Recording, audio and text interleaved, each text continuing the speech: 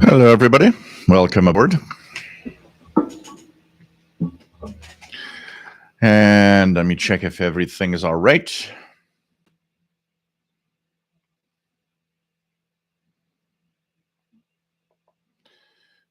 This is okay.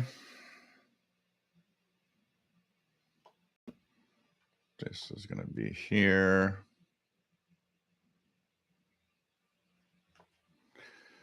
This is going to be here. And we are ready to roll. That's okay. Plus. Here we go. Welcome, everyone. And hope that you are going well. This is the live show for Saturday, March 26th, 2022. We are here to entertain and have fun. And today we're going to have two little reviews. Tecsun PL-606. And we're also going to look at this Chinese-made emergency radio that we're going to talk about. Emergencies could be kind of useful sometimes. Just going to check something here for a second.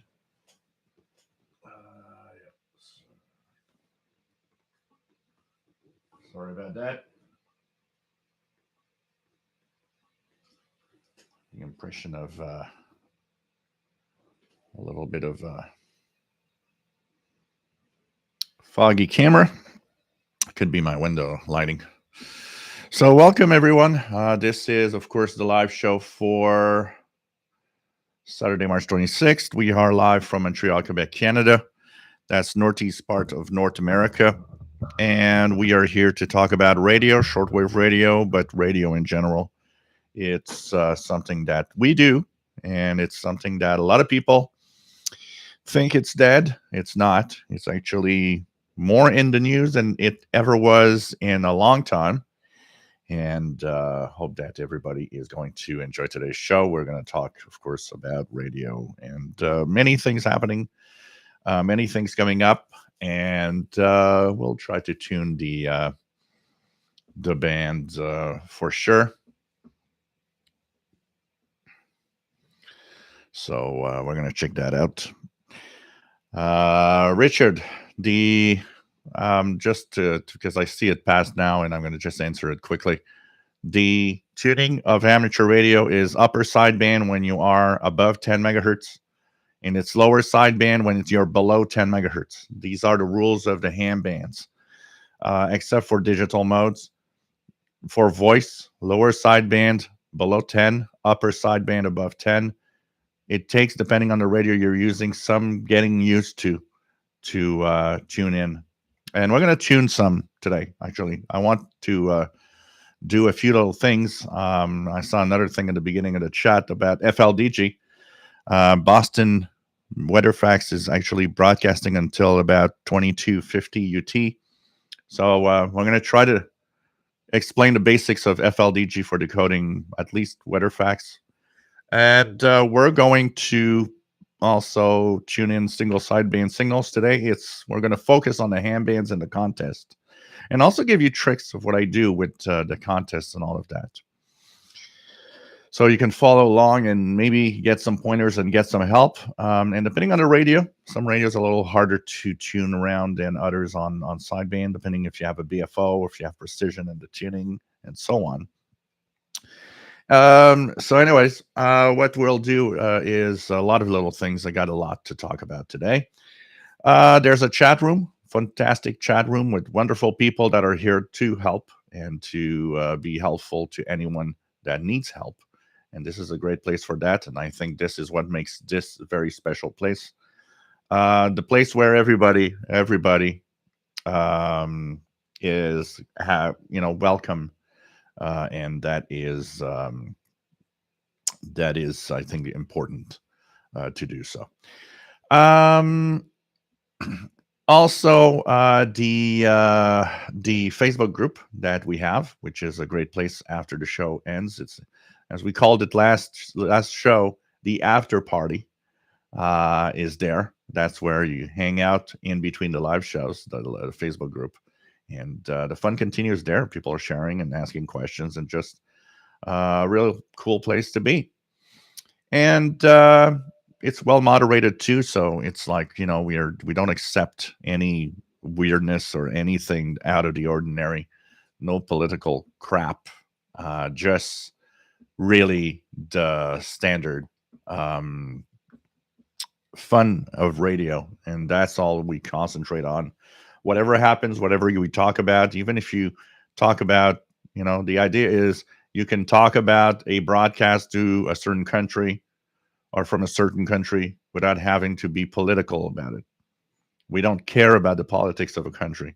What we care of is that country on shortwave, and the frequencies they use and so on. The rest is for you to decide what you like and what you don't like and what you want to listen to or not.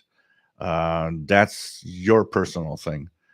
We don't care about that on the Facebook group or here. That's not our problem if you like it or not. We just mentioned that it exists, that it's there. That is what radio is all about. And well, we are a few hours away from one big change for everybody: the schedules for the new shortwave season.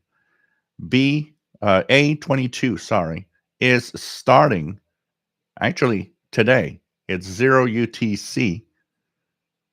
So that means that most stations starting at 0 UTC today are switching to their A22 schedules. That means if you go and tune in your favorite stations, it might not be on the same frequency you're used to, because that is going to change. So a lot of the stations are shuffling their schedule around. If you don't find your stations and you want to, to know where they are, you might need to do a little searching. Remember, you cannot rely on any of the schedules for the next week or 2 weeks, because they'll be inaccurate. Even though some are faster than others at getting some good info, still there's going to be a lot of stuff that's not going to be listed correctly. So remember that this is going to be the mind-boggling little problem for the next couple of weeks. And until all the schedules of every website are really up to date, you might need to do a little bit of searching and a little bit of tuning around to know where you are on the schedules.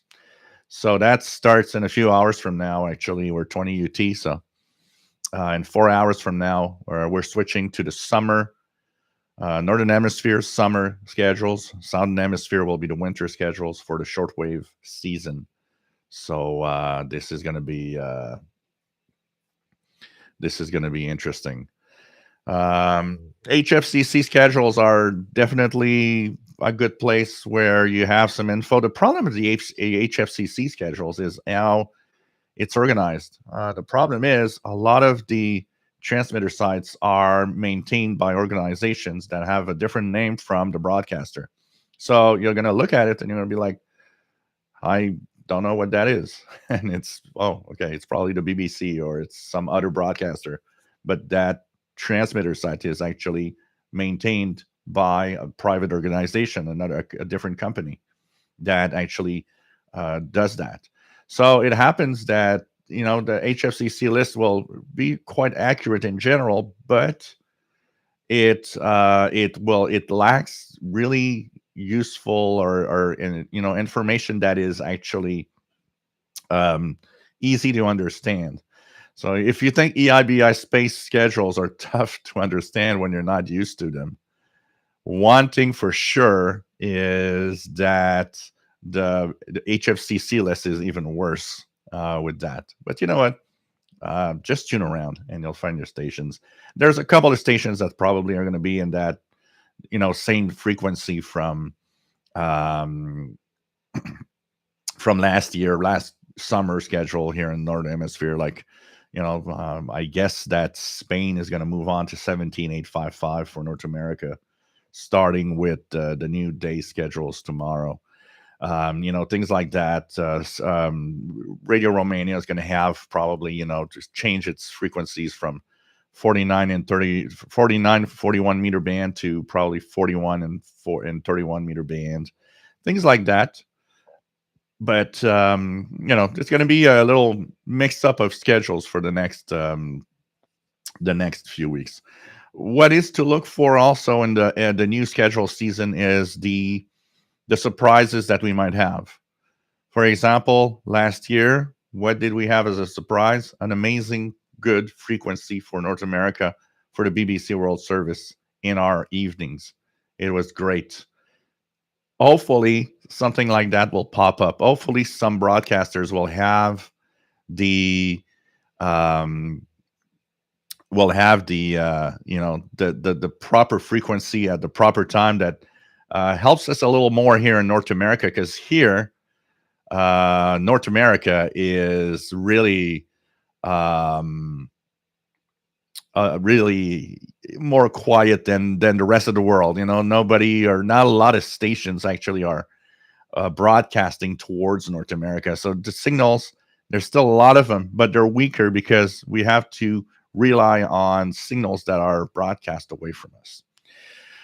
Okay, the other thing of importance is tomorrow is our Zoom meeting. Tomorrow, we are turning the spotlight on you. What that means is that tomorrow, thanks to the Canadian International DX Club and Sheldon Harvey, we are going to use the Zoom platform because we want to know a little more about you. You guys know everything about me. Now it's time to turn things around to you guys. You don't have to be on camera if you don't want to. Some people are camera shy. Some people just don't want to. But you can be just, just just a voice if you want. But it's going to be fun because it's going to be fun to have everybody, kind of see everybody. I'm going to see faces I've never seen before. We're at 144, something like that. So this is nice. For those that wonder or are like, well, I don't have Zoom, I don't use Zoom, you don't have to do anything special. If you're using a PC, Zoom can be used on the web. If you use a device like an iPhone, an iPad, there's a Zoom app. You don't have to know anything really much about it. Clicking the link that you receive when you actually register will bring the app up and actually send you to the correct place for that Zoom meeting. It's really, really easy to. The reason why Zoom actually has got so popular is just that, how easy it is for pretty much everybody to just get in and be there. So Sheldon Harvey has, I've seen in the chat room, shared the link. You have to register in advance. So you just enter your name, you just enter an email. In that email, you're going to get the code and the link for the meeting. It happens tomorrow at 3 p.m. Eastern Daylight Time. That's 19 hours Universal Time. And it's going to be a great moment to see some of you. We're trying to beat at least 150 people joining. We were at 144. So just register, and it's going to be fun. It's free. It's a one-off thing. We don't. This is like an exceptional moment here where we're going to actually have you guys a little bit more in the spotlight and learn a little more about everybody. And I think it's going to be a lot of fun. So don't worry. This does not replace the live shows or anything. It's not a YouTube thing at all. It's really just a big meeting between us and you guys that are following me.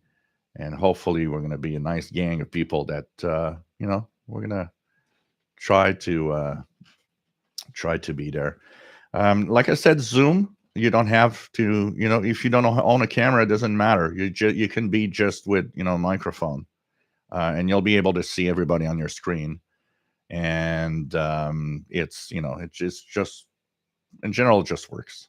So it's going to be a lot of fun. So I hope you guys join, because this is really, really a nice opportunity to, we always talk how solitary of a hobby this is. Well, this is a moment where we're going to be a little more closer together. It's like, Zoom is like being in a big room, and we're all going to be together, and we'll be able to interact more than just a chat.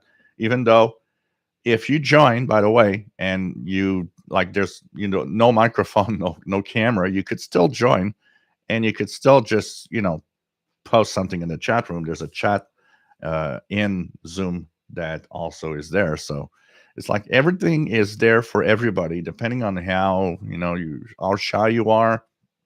If you want to show your face, not show your face. Everybody is welcome, and it's I think going to be a nice moment. So tomorrow at 3 p.m. Eastern Daylight Time, 19 hours Universal Time. Go. You got to register in advance, so that's going to be important. You'll get the email with all the information for the Zoom in there. Okay. Take my first sip of vodka cranberry juice. Matt, MDK2, nice to have you here from Denver. We have Bobby Burgess from Morgan City, Louisiana, WA5107 SWL. Nick Sharp, nice to have you here from England. Yeah, we're going to try to decode one live today, and I'll explain the things that you have to ignore, the things that you have to understand about FLDG. Toast and Loaf, nice to have you here from Alabama. What else do we have? We have no, FLDG does not come in an Android app to decode stuff in Android and iOS. There's not a lot of multi-mode decoders out there. Most of the decoders on Android and on iPads, iPhones, are specific to a mode. Like, for example, for the weather chart, I showed you that I was using an app called HF Weather for Marine, something like that, by Wolfie LLC, which works great, by the way. Unfortunately, there would need to be an equivalent of FLDG for Android and iPhone. It would be amazing to have a multi-mode decoder that does it all. Definitely. Robert Cross, nice to have you here. Kamaxi76 from West Michigan, nice to have you here. Brett Wayne, nice to have you here. KC2NXP. Luigi, nice to have you on board from France. Bienvenue, bonsoir, j'espère que ça va bien. Ici, on est à 4h20 de l'après-midi, donc encore l'après-midi. VA3JPX, nice to have you on board from Ottawa, Ontario. Nice to have you here. David, KJ4CM1 from Central Georgia. Andrew Simpson from England. Rufus Newt from the Laurentian Valley, Ontario. VE3055SWL. Nice to have you here. Dwayne, nice to have you on board from Northeast Tennessee. Others Crafter's Kitchen. Nice to have you here from Massachusetts. Been cleaning the listening post. And that, you know what? And he's looking forward to the Zoom meeting tomorrow. That is something that always feels good when we can clean up our listening posts from time to time. Feels refreshed, feels good. I cleaned up to install the new desks and everything.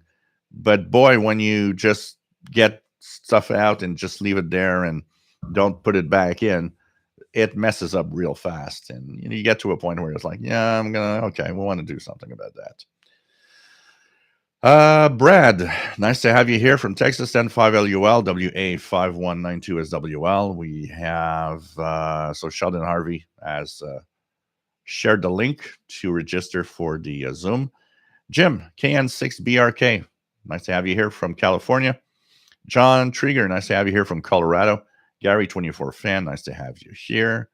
Richard, nice to have you on board. And I've been moving my computers into the shack this week. So much more fun to have it all together. Yep, absolutely. Absolutely. Terry Cook, nice to have you here. KF7BQ in Western Montana. Zen Pharaohs, nice to have you on board with your HF Discovery and the debauch of antennas. So lots of stuff. What else do we have? Robert Osborne, nice to have you on board from Niagara Falls. VT Radio, Paul, AA1SU, nice to have you here from Northern Vermont. He's not contesting this weekend. I have to say that hearing all those stations is kind of giving me the excitement of one of the next contests that's available. I think I'm gonna participate just for fun, not to win anything, because I don't think I'm gonna, be much of a winner in there with the station I have. But it's gonna give me the possibility to contact so many stations. I think it's gonna be just for the contact part of it, a lot of fun. So I definitely wanna try that. And I can already see a couple of hams out there saying, "Oh no, not another guy in the contest." Ugo, nice to have you here, Ugo, from Southern California. Sim, nice to have you here.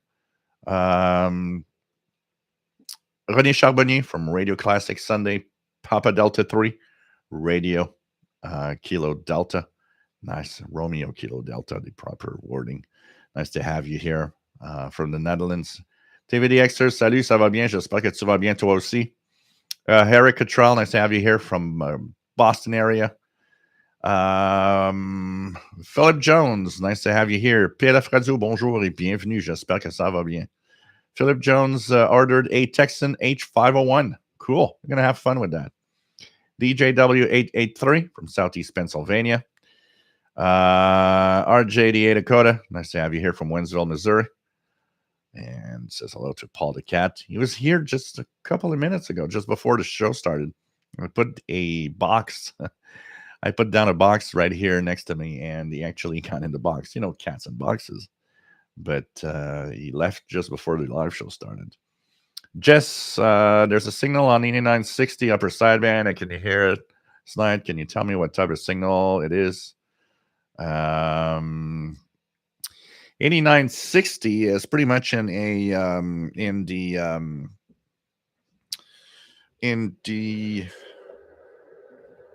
aeronautical band. So 8960, I don't know what I got here. Yeah, that's radio teletype type stuff. I hear it. 61.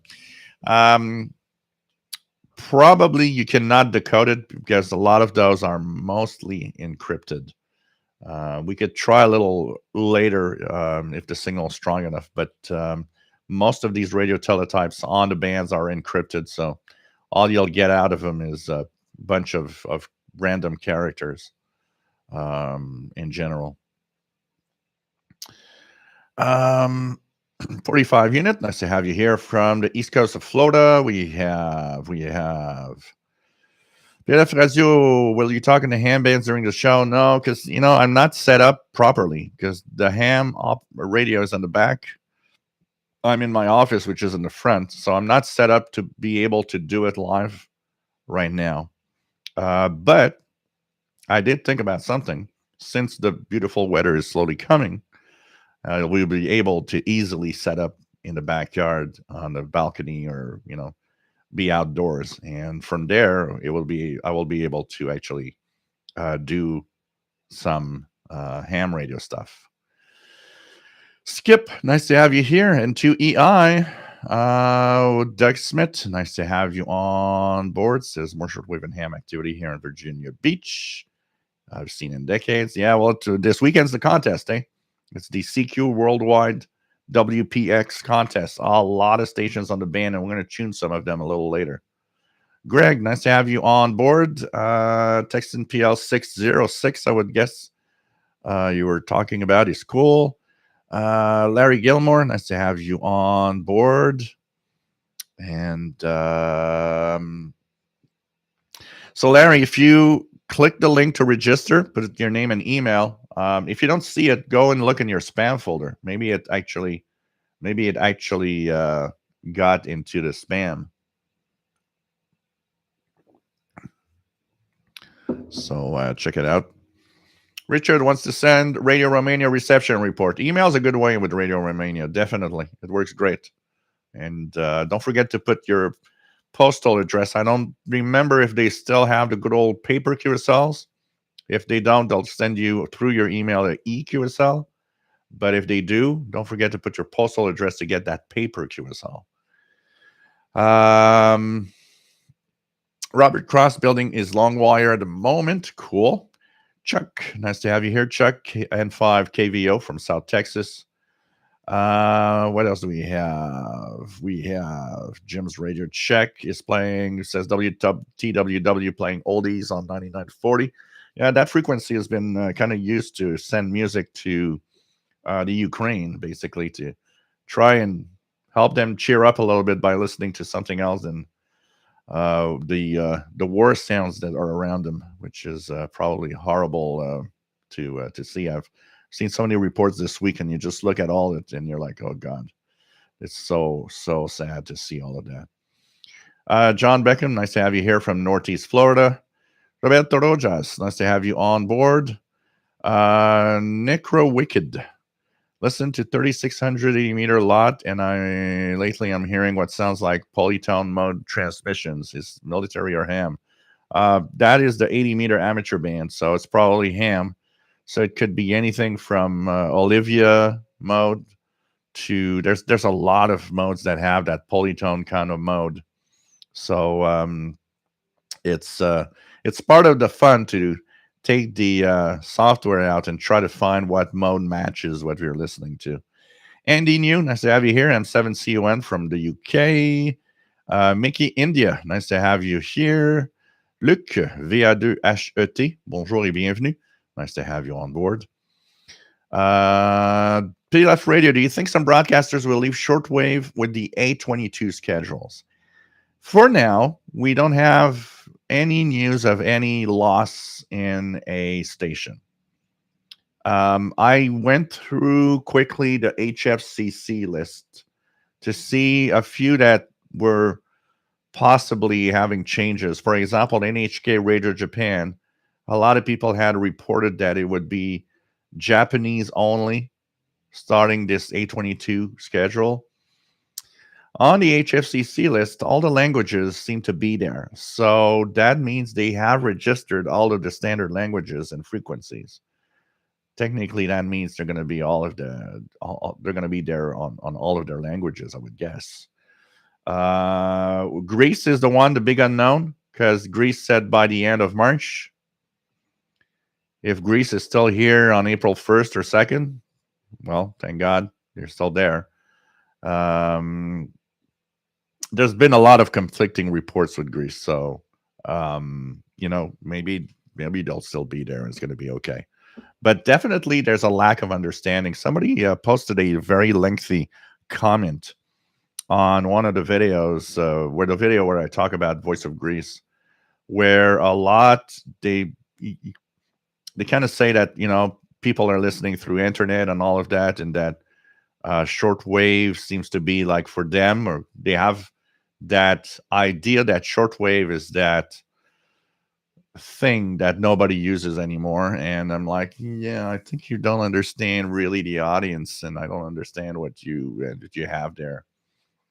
It's definitely not everybody's listening in through the internet. That's for sure. So for now, cross our fingers. There doesn't seem to be any station really leaving. Most stations seem to be there. There's also an interesting moment here where, with a lot of the increase in broadcasting, that also is going to be something to look for. With the increase of broadcasting on shortwave through Russia and Ukraine, there will be some frequencies that weren't there in the last few years that probably have been registered for those broadcasts also. That's something to look for. Karama Nikolai, nice to have you here. Y08NIK from Romania. We have let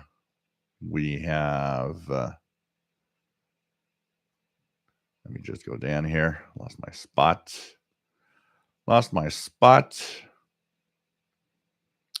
There we go. Okay.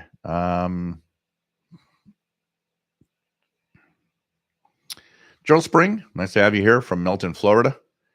And Brad Shaver, nice to have you here from Northern Illinois. Gabriel, nice to have you here from Uruguay. Always nice to have you on board. Darn, Rufus is working tomorrow, can't join. But you can still, I don't know what time you finish, Rufus, but if it hangs on for a certain time, you can still register. And if you get home and we're still on, you can quickly join later in the Zoom. Bonjour, Mickey Delmage. Nice to have you on board. Michel Delmage, like we said in the past. Mickey Delmage in Sherwood Park, Alberta.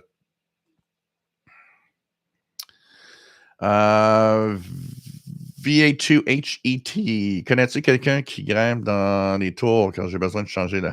That's the question. Anybody, finding someone that will actually want to go up a tower and put antennas up. That is a good question. I don't know. I'm the first one not really wanting to go up stuff. So I got a friend of mine that kind of seems to not really mind, but I'm not sure. I don't know, but I get it. Finding someone to change, he wants to change his last section to install his antenna. I think the best bet here, Luc, is to look at the maybe at your any ham radio club or see if there's definitely some people out there that want to do it. But oh man, good luck with that. Brad's just received a Tecsun PL-380. Have fun. Hey, Radio Obvious, nice to have you on board. Long time no see. What else do we have? Mike, nice to have you on board from Bermuda Dunes, California. WR, nice to have you here. TZ5N. And you want to remember monitoring times, popular communications. Yep, can download almost all of the issues as PDF. Yep, worldradiohistory.com. It's a great place. There's also a lot of other magazines of all sorts there that are pretty amazing.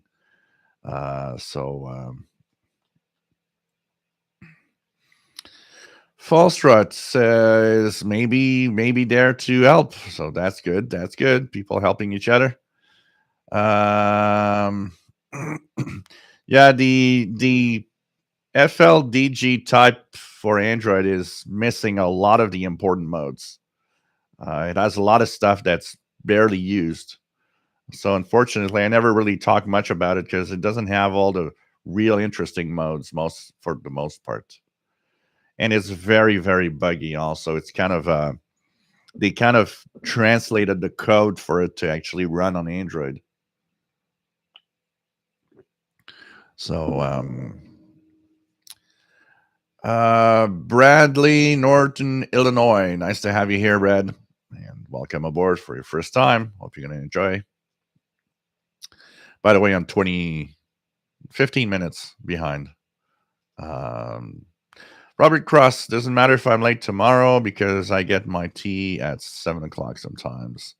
Nope, you can join in. As long as we're still on, you can join in later. You don't have to be there at 19 UT or 3 p.m. Eastern Daylight Time. So, Al, nice to have you on board from sunny Westport, Massachusetts. Neil from UK, nice to have you here. TFP Taloa Fishing, K5 ASL South Minnesota, nice to have you here. What else do we have? Necro Wicked KE5 QAV Arkansas, pretty cool. TZ5N is N7XO. Brian Penny, nice to have you here from Cape Cod, Massachusetts. Peter John Fetting, nice to have you on board, and hope you are well from South Africa. ZR6 PCF, Really cool to have you here, my friend. Jess is WU3D, Northwest Pennsylvania. Steve from Melbourne, Australia. We've got people from the future here. Actually, in Europe, you guys are in the future from a few hours, so nice to have you on board from a Sunday morning, I guess. Philip from the UK, nice to have you on board. Two Broke Tim, nice to have you on board. Says, I used to be somebody. Nice to have you here from Baltimore, Maryland. Anthony, nice to have you on board from Florida. Joe Gomez, nice to have you here from San Diego, California. Paul's girlfriend is outside. When the temperature gets nice, she just wants to spend most of the time outside. She came in to eat around noon and she left. So cool. People registering for tomorrow. This is nice. This is nice. Gary Britz, KF9OI in Central Illinois. Nice to have you here. Andy Newherd, 1 and 2 Montreal stations on 20-meter contest. Didn't manage to work them. Cool. This is cool. Rabbit Tracy, nice to have you here. Michael Satterfield, K4AFT from South Carolina. Randall Klotz from the Chicago area. And cool, Necro Wicked. It's we're here for that. We're here to answer questions and have fun. So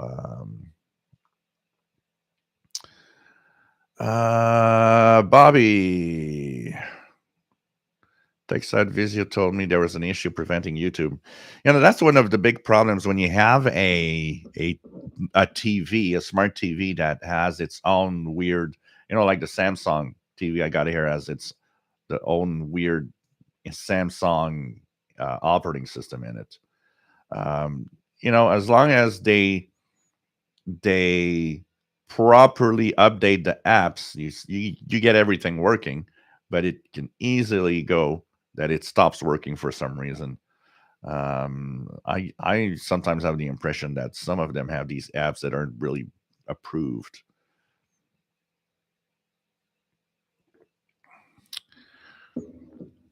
Rabbit Tracy, can we transform a handheld radio dual band to HF by any tricks?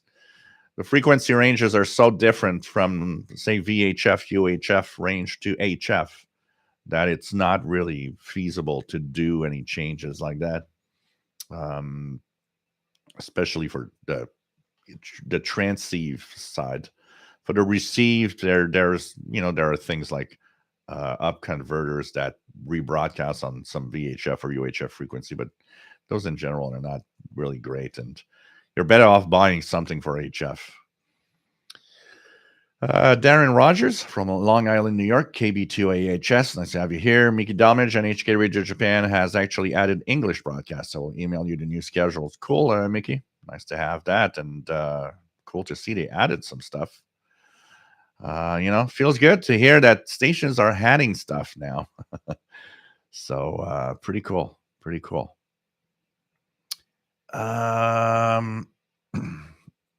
Laura Robertson, nice to have you here from Italy, I3/KO4DFJ. Hope you're having fun in Italy. Gabrielle, I wonder if it's possible to do a video with tips for shortwave listeners about QSL hams, especially those from countries that aren't broadcasting today. Yeah, that is, Gabrielle says how to find addresses to use the use of IRCs if such things still exist, how to make proper report. I know sending, receiving QSL cards are a rarity today, but who knows? The best bet is to do a registration on websites like QRZ.com. Many of them have their postal address. To have access to the email address side, you need to be a ham registered there. If you're just a listener, you'll get a postal address. More and more are not actually putting their postal address there. Honestly, the best bet, first, read their bio on QRZ.com. They often will tell you, yeah, I QSL or I don't QSL, and here's the ways that I QSL. And if it's to send direct, the best bet, IRCs are kind of not used in most countries anymore. Your best bet will be to simply send a self-addressed stamped envelope.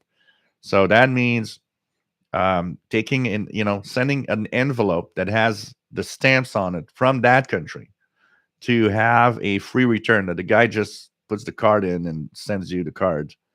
Um, it's a complex thing. A lot of hams don't QSL, so it's a tough one. But a lot of hams actually enjoy doing so. I've got here probably a few dozen QSLs from hams. For the fun of it, I had gone on QRZ.com a few years ago, and I would send an email. You could see the emails back then when you were just a listener. I would send an email and say, "Hey, I heard you on the 20-meter band at this time," and blah blah blah. Describe my equipment and everything. And many of them, because it was a shortwave listener, were kind of happy and it's like, "Oh, give me your postal address. I'm going to send you a QSL card." So I got a few dozen QSLs that way. There are hands that are like really happy to send a QSL to a shortwave listener. But that is definitely on its way out. More and more hams are just not interested. QSLs cost money. You got to have them made. And then there's the trouble of, sending them and all of that. So, and there's today so many other ways now for the QSLs. There's not just a bureau, but there's a lot of other ways that QSLs can be exchanged and EQSLs of all sorts. So there's definitely a lot of ways that all of that can be done. I'll keep that in mind and check out maybe a series on QSLing ham radio operators for shortwave listeners. I think that could be a nice little series there. Mad Max 2069, nice to have you on board. TZ5N will be on 3952 kilohertz tonight. So Western Public Service System Net, 7 p.m. to 9:30 p.m. Pacific. RJDA Dakota, much as I like my internet radio, I do realize that it's easier to dial up Voice of Greece on a good old radio, just actually easier. It's the that's the thing is that's the thing with the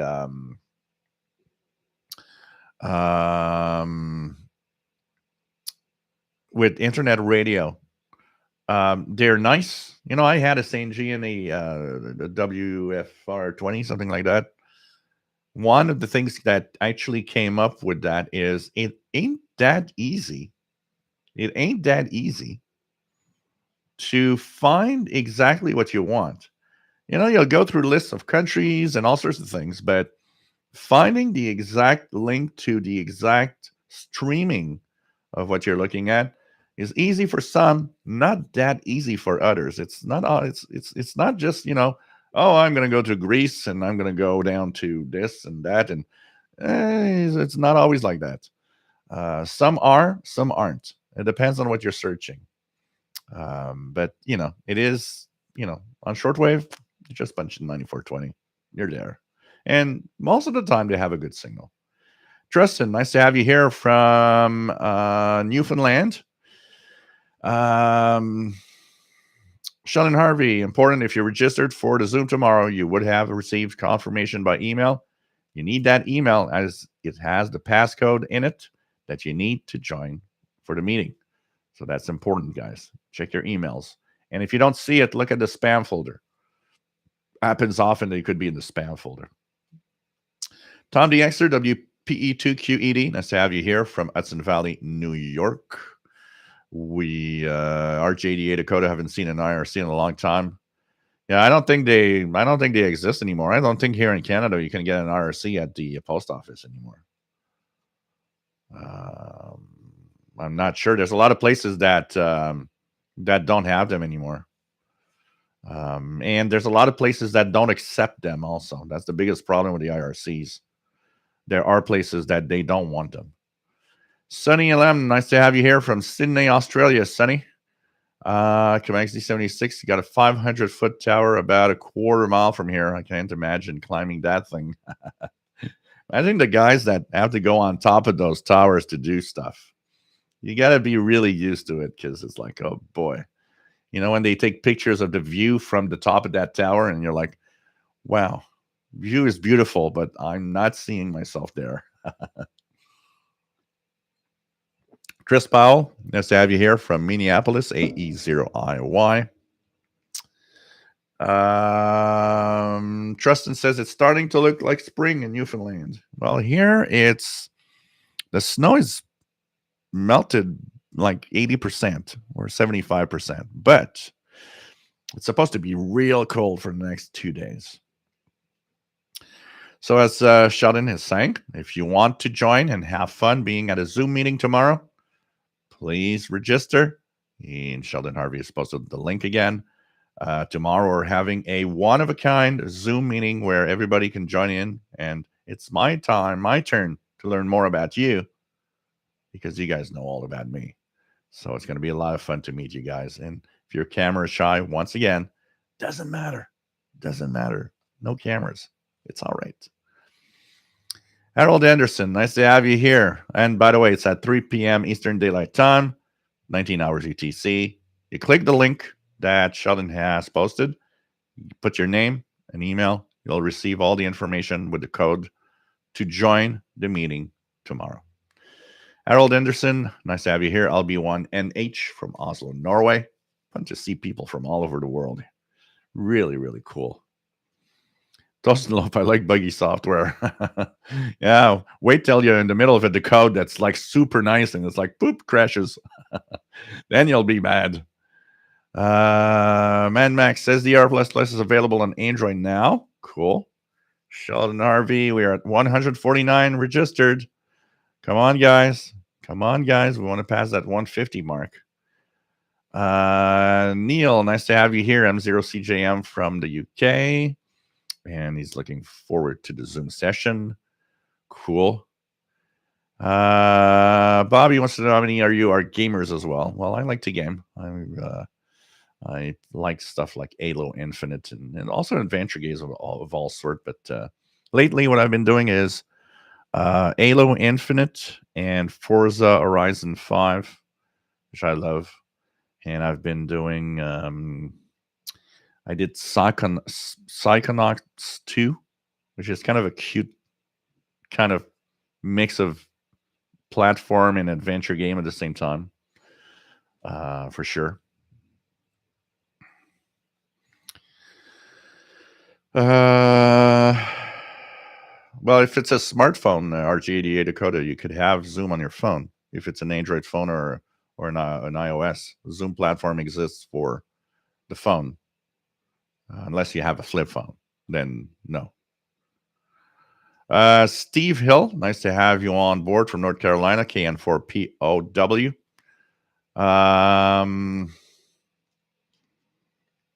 What else do we have?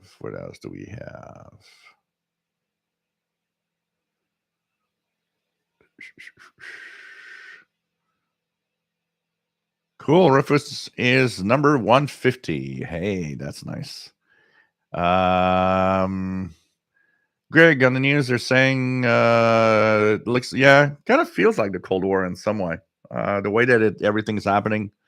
You know, if anybody like me that's been through the Cold War, there's a certain feel of it right now happening. And you're hearing all these names, you know. It's kind of all these countries, you know, that like rings the bell of Cold War. John Hummel Newell, V5JHN. Nice to have you here. Mark Brando, nice to have you on board. Greetings. Lots of what I think are CB outbanders on 26715 AM, especially strong right now, with gibberish and some Spanish. So, yep, some out of banders. Absolutely.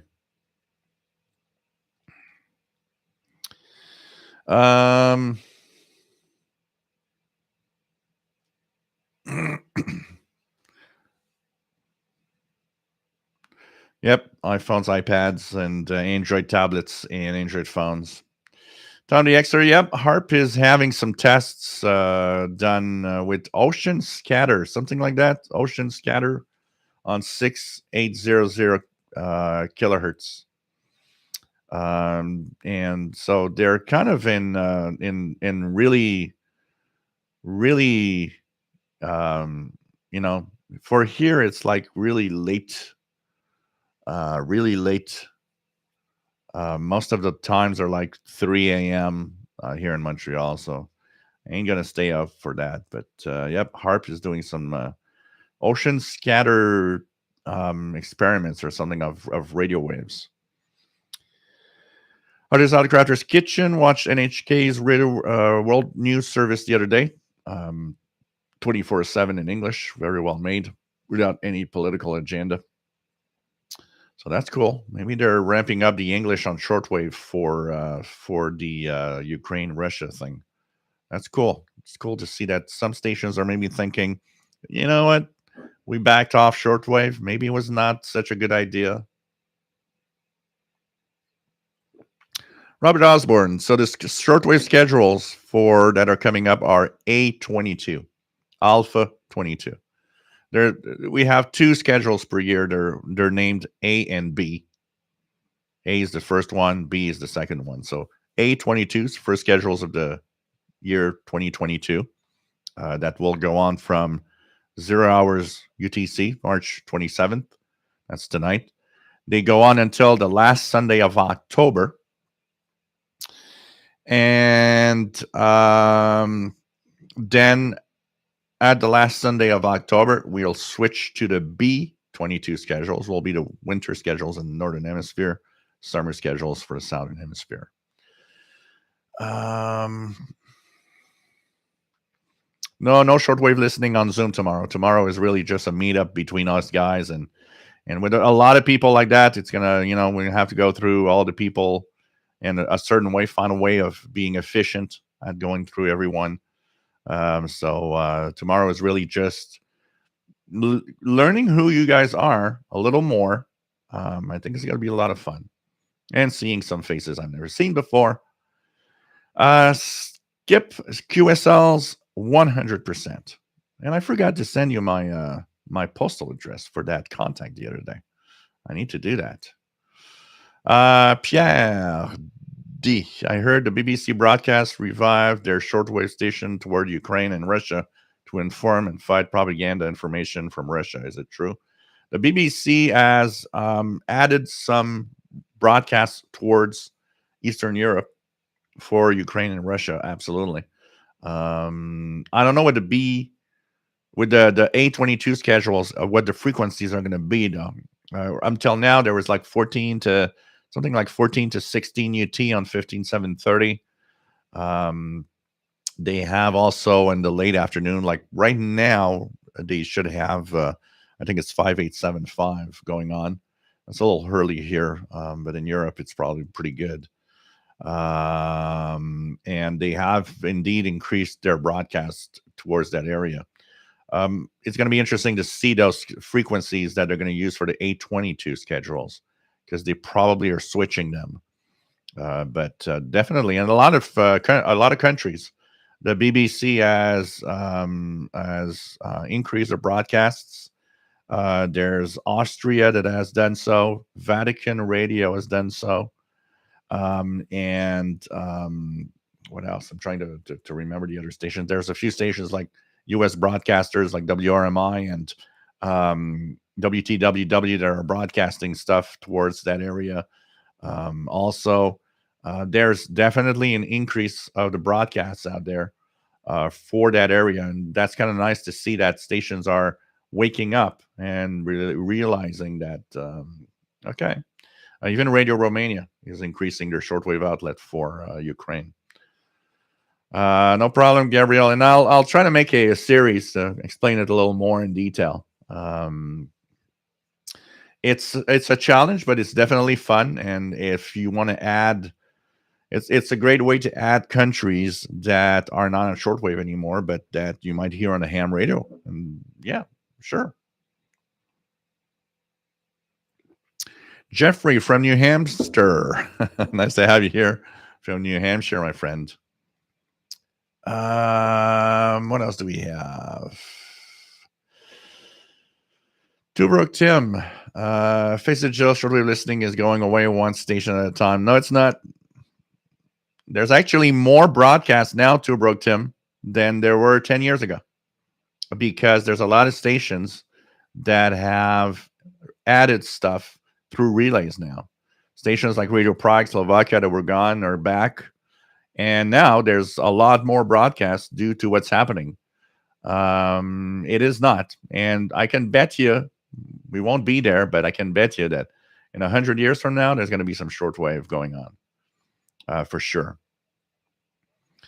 There's a lot more going on in shortwave than people think, actually. And just look at all the added military frequencies and communications. Shortwave is definitely alive with so much stuff out there. What else do we have? PLF Radio says for internet radio, there's a free software called Radio Sure. Yeah, and there's that Radio Garden app that is great also, that, to get stuff. So the A22 schedules are happening tonight.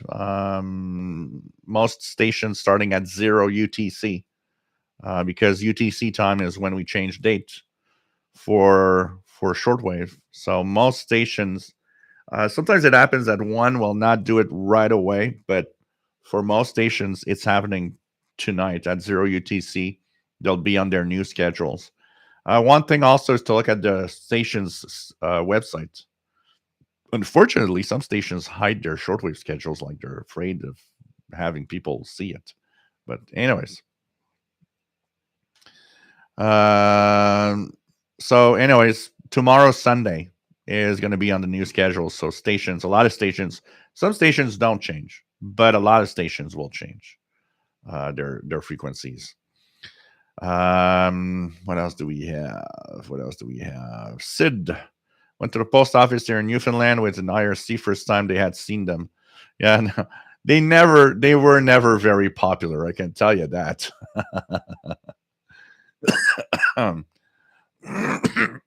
Sorry, guys. They were never popular. Even in the 80s, when probably there were more people asking for them than today. The first time I went and asked for an IRC, the guy looked at me like, "What's that?" And then there was an old guy in the back, and he heard the conversation, and he said, "Oh, yeah, they're in the little green book." So later on, when I wanted to have a IRC, I would go, and if they didn't know, I would say, "Oh, they're in a little green book there."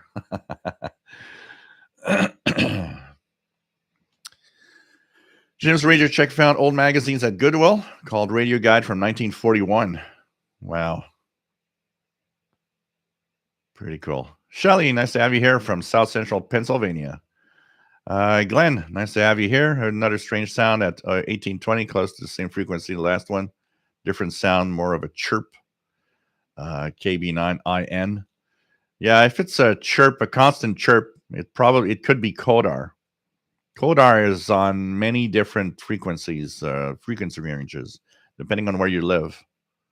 So pretty interesting. John Beckham, yeah, it was 17,855 if I'm not mistaken for Spain. So tomorrow, expect Spain to be 17,855. That's the frequency I believe was used last year. I wouldn't be surprised. I would have to go and look through the HFCC list, but I wouldn't be surprised they're going to use that one again.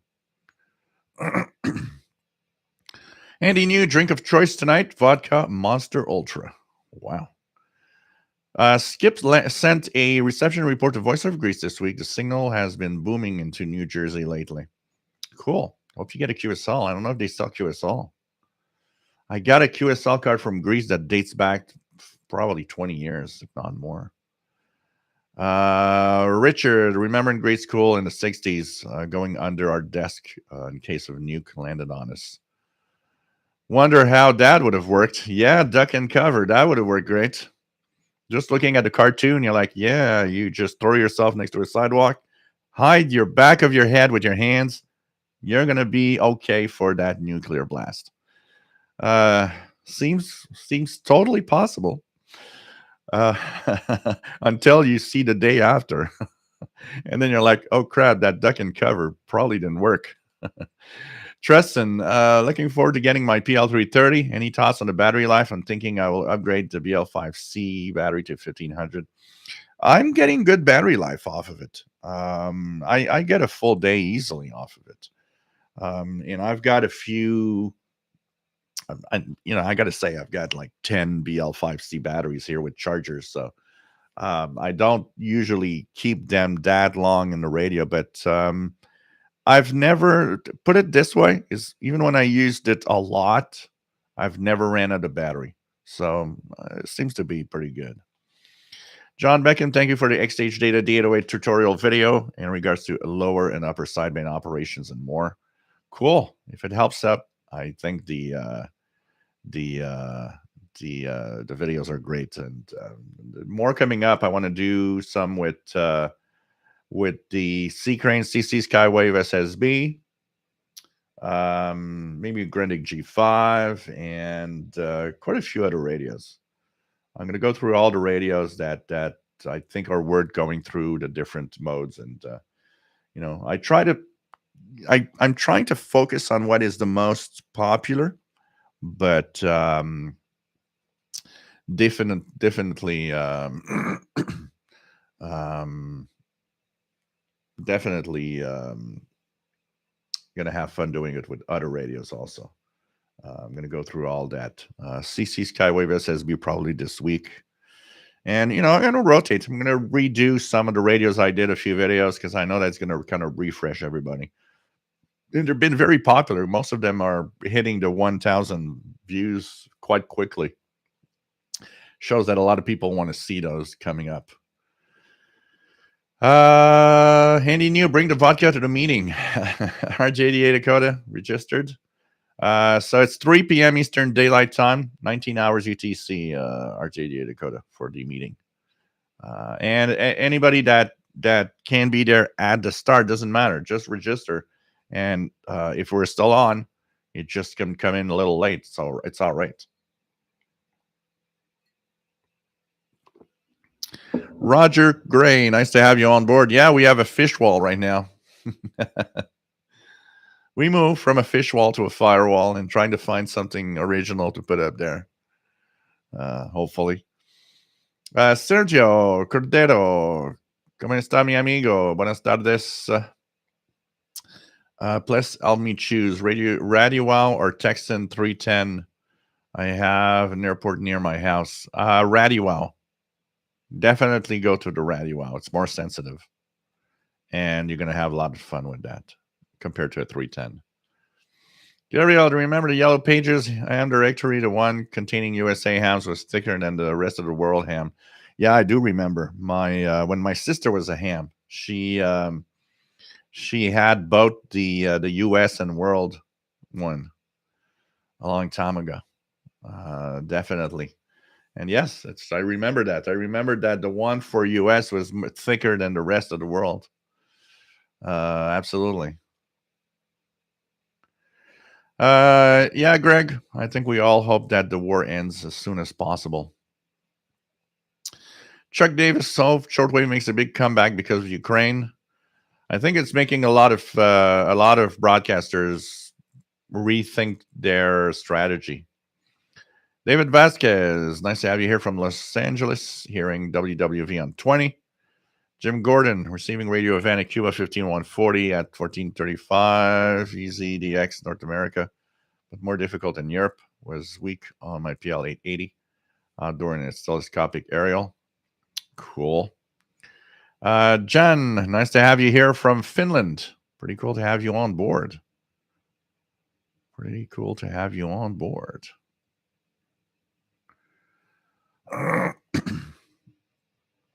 And that also is the case. Like I said, Farrow says, Shortwave isn't going away because it does have a very unique propagation characteristic that no other frequencies actually are having. Brian Garrow just started getting into radio after a couple of years learning about prepping and survival. Looking forward to learning more. Cool. Welcome aboard. No problem, Karoma.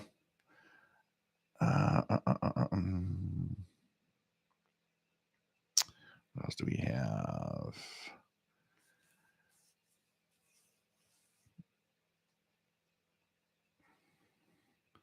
RJ Dakota says, makes me wonder what they were thinking. You know, it was simple. It was just a way of saying, oh well, you know, it's not, nuclear weapons are not that bad. When in reality, they all knew that, you know, if everybody goes at it, we're all gone. Chuck Davis, Finland vodka only. The one I have right now is a vodka made near Toronto. But sometimes I have Iceberg, which is made in Newfoundland. There's another one made here, actually not far from where I live, but there's something about the taste I don't like. And if all goes, you know, if for some reason they don't have my that, because for mixing with drinks, it's very important. There, you know, vodka. If you mix it to make a drink, the quality of the vodka doesn't matter. If you drink it straight, that's a different thing. And if I go somewhere and they're expecting us to have vodka shots or stuff like that, then I'm going to get some Grey Goose from France, which is one of the top ones. One that isn't too bad also is the one from Sweden. The what's the brand name of it? I'm forgetting the brand name, but it's that one is also pretty good from Sweden. Keegan, good afternoon. Nice to have you here from Northwest Arkansas. I'm going to try to catch up here. Oh, well, Radio TV Handbook says Greasy is EQSLing now. Okay, cool. Nice. What else do we have? Gary 24 fan, the desks are back then were all wood, so sure that'll protect you when gigantic planet getting fireball. Yeah, yep, absolutely. But you know, there's one thing about being under your desk in a room, because okay, if the blast comes from far enough away, it might shield you from the broken glass coming off of the windows. But the one that's worse is when I see the one where there's like, you know, little Timmy. They always have these names for the kids too. It's like little Timmy is going back home from school. And, you know, it's like, yeah. And there's like a bright flash and he just, you know, like a crazy mad kid jumps next to the sidewalk and puts his hand in the back of his head. And you're like, you know, you're going to fry right there. It's like, I can already imagine every time I see it, it's like I can already imagine that afterwards we'll see the shape of the kid on the sidewalk where he was actually trying to hide from the explosion. Like we see in Hiroshima when we see all these shadows of the people that were at a certain point, which is crazy when you think about it. Seeing a shadow and thinking there was a person there that got vaporized. It's mind-boggling when you think about it.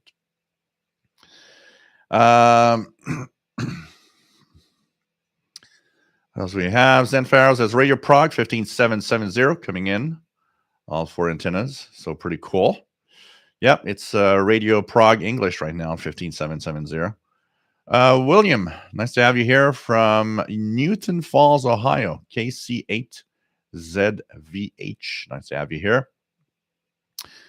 John Beckham says Radio Spain is indeed on 17855. Yeah, that's from memory.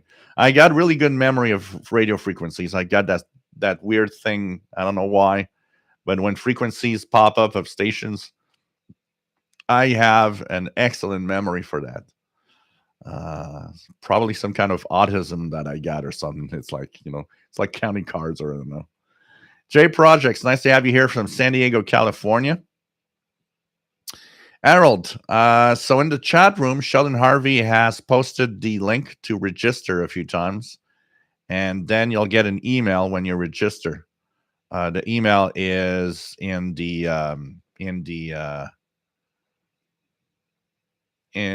the email you're going to get once you register is as a passcode and everything. Let me just see here in case Sheldon is gone. I'm just going to check out for this. NHK Radio Japan additional broadcast in English. Okay. I'm going to check that out. Thanks to Miki for sending the schedules for Radio Japan. I'm just going to take the, in case, I'll keep it handy in case Sheldon goes away so that we can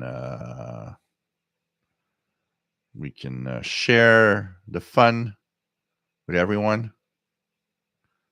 And here we go. I'm going to take the Zoom link here so that I can share it with everybody else. Copy. Here we go. So I'm going to post the, I'm going to check quickly if the Zoom link is there or not. So anyways, I'll post it anyways. If you guys want to join the Zoom meeting tomorrow, here's the link. Enter your name and enter your email, and you'll receive an email with all the information to join. 3 p.m. Eastern Daylight Time tomorrow. That's 19 hours UTC. So I just posted the link for you guys. Okay, let's try to get down as fast as possible. We got some stuff to talk about, some reviews of a couple of radios, and a few things I want to do also at the same time.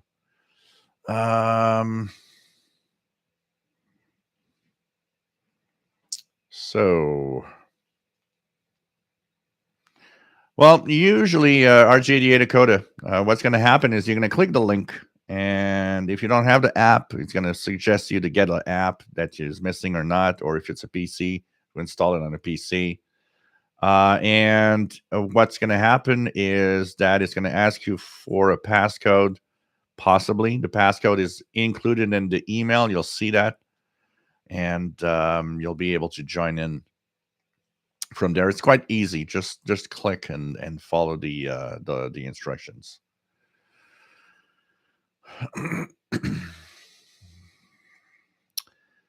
Cassius Gray. Well, Finland isn't on shortwave anymore, so they aren't going to do that.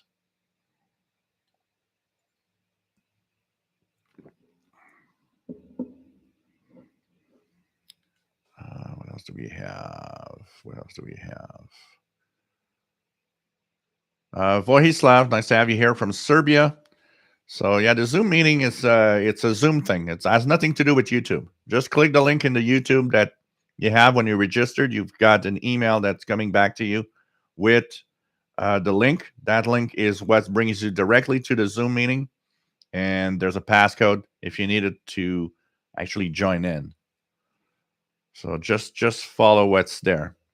Tarek, nice to have you here from Cairo, Egypt. Computers, etc. Always been interested in radio. I used to have a CB, now a scanner, and I have GMRS license. Cool. Billy Bear, new to shortwave, just got a vintage Zenith Transoceanic. What advice do you have for the straight noob? You know what? Turn it on. Hook some wire to it for an antenna, and just start. I think that's the best advice at first. Then you'll see. If you need, because the problem that you will have, if the radio works well, the problem you might have is that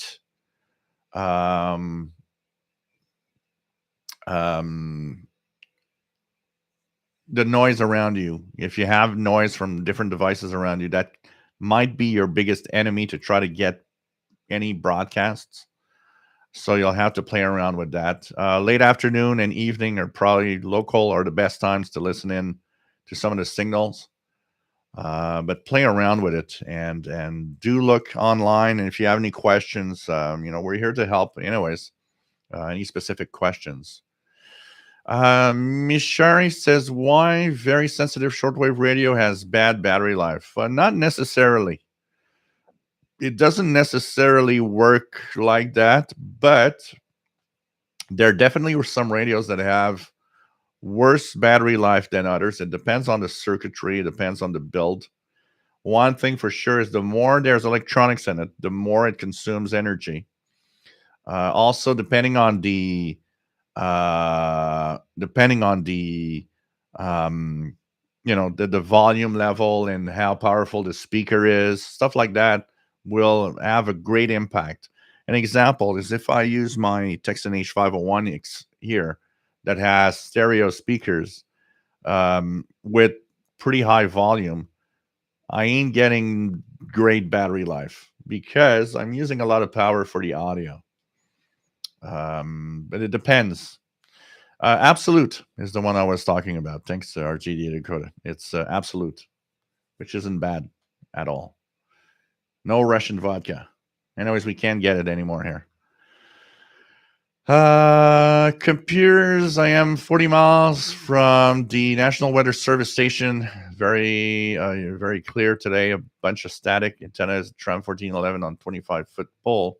Maybe the weather is dry here. High fire danger. Make sure that what. One of the things I noticed. I don't know if it's common to a lot of the National Weather Service stations, but I have noticed a lot of those stations are off and off the air for a while or low powered for maintenance. So maybe it's just that happening.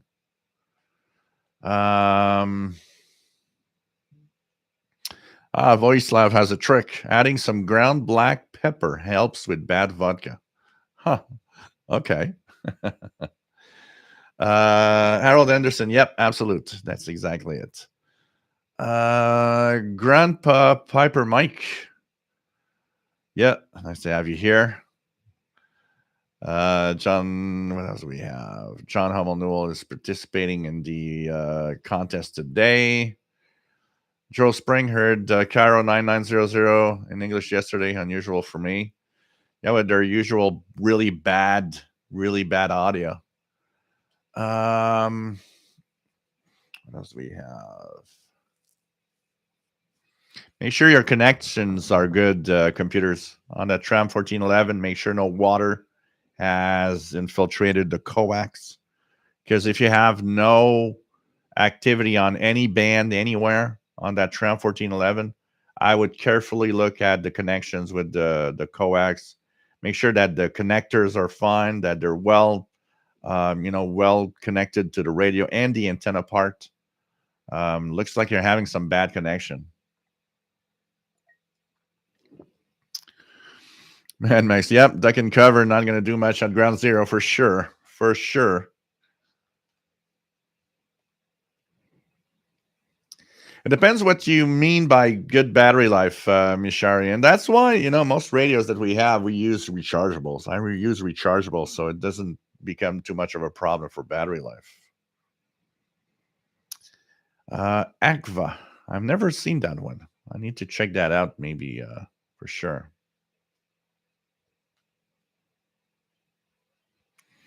What is the subject of the email? It should probably say Zoom meeting.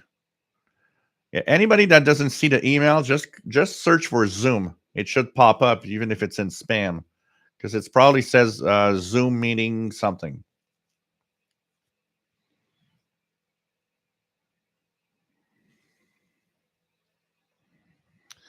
What else do we have? Let's go down. Try to go down.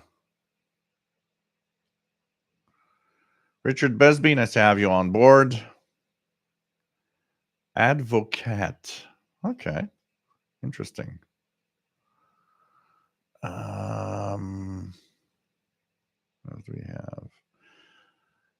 Because remember, Mishari, that the portable receivers have a lot of electronics, eh? So it depends what you're looking. If you're looking for a radio that you use every day and the battery's going to last for days, you ain't going to find any. Those radios do consume batteries, and that's why rechargeables are the best bet. Ghost in the Code. Nice to have you here from London in the UK. Nope. No Russian vodka. Sean RV, 154 registered at 520. Cool. Cool. Get in there, guys. Come and say hello. It'll be fun tomorrow. You know, one of the things that, like Mad Max also says, one of the things that happens with a lot of the portable receivers today is they run on AA batteries. You know, we're used to radios that ran on D batteries and that lasts so much longer.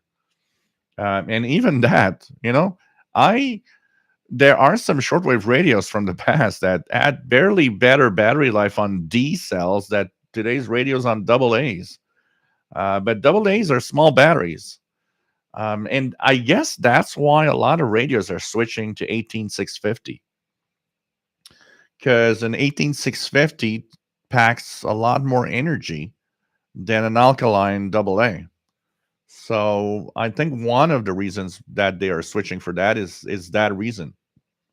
The amount of energy we need for radios to work for a certain amount of time.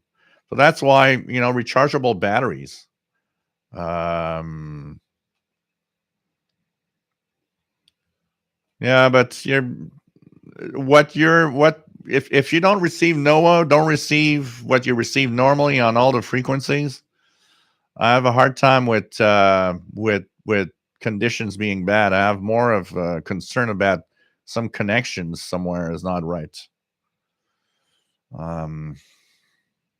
For sure.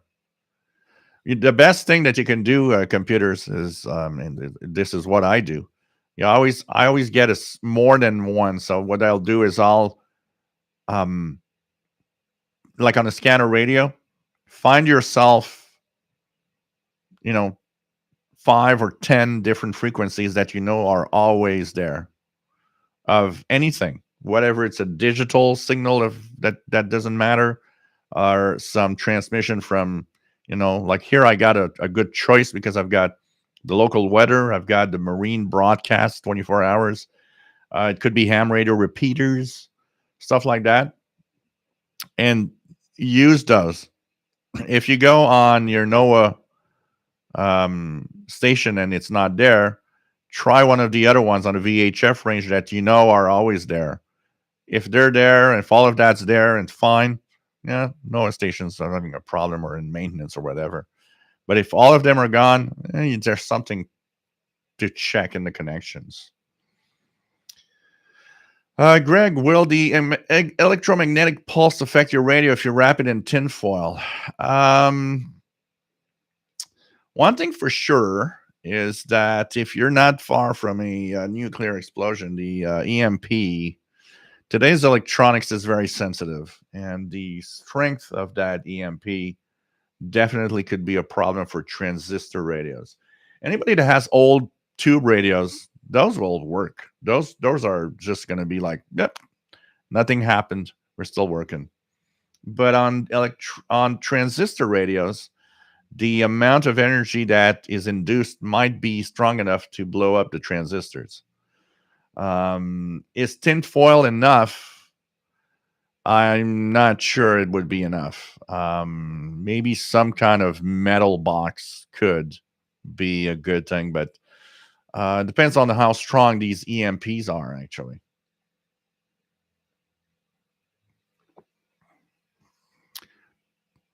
Rob Osborne says, never listen to WTWW. Oh, yeah. Like that's at night. Same thing on 5085. 5085.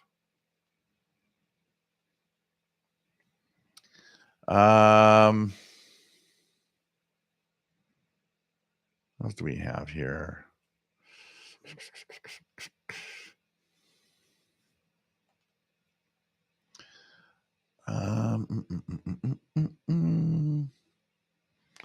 Yeah.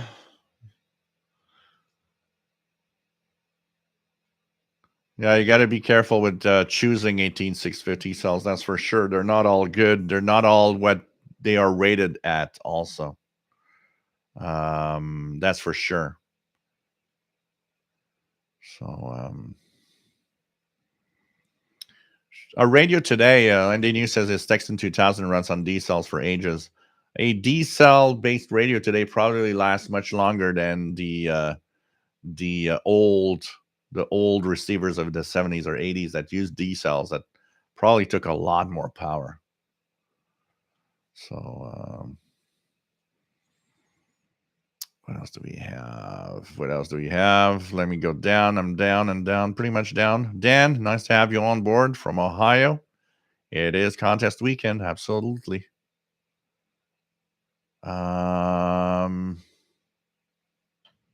Anything else? Beam C Bikes, Sadish, nice to have you here from Switzerland.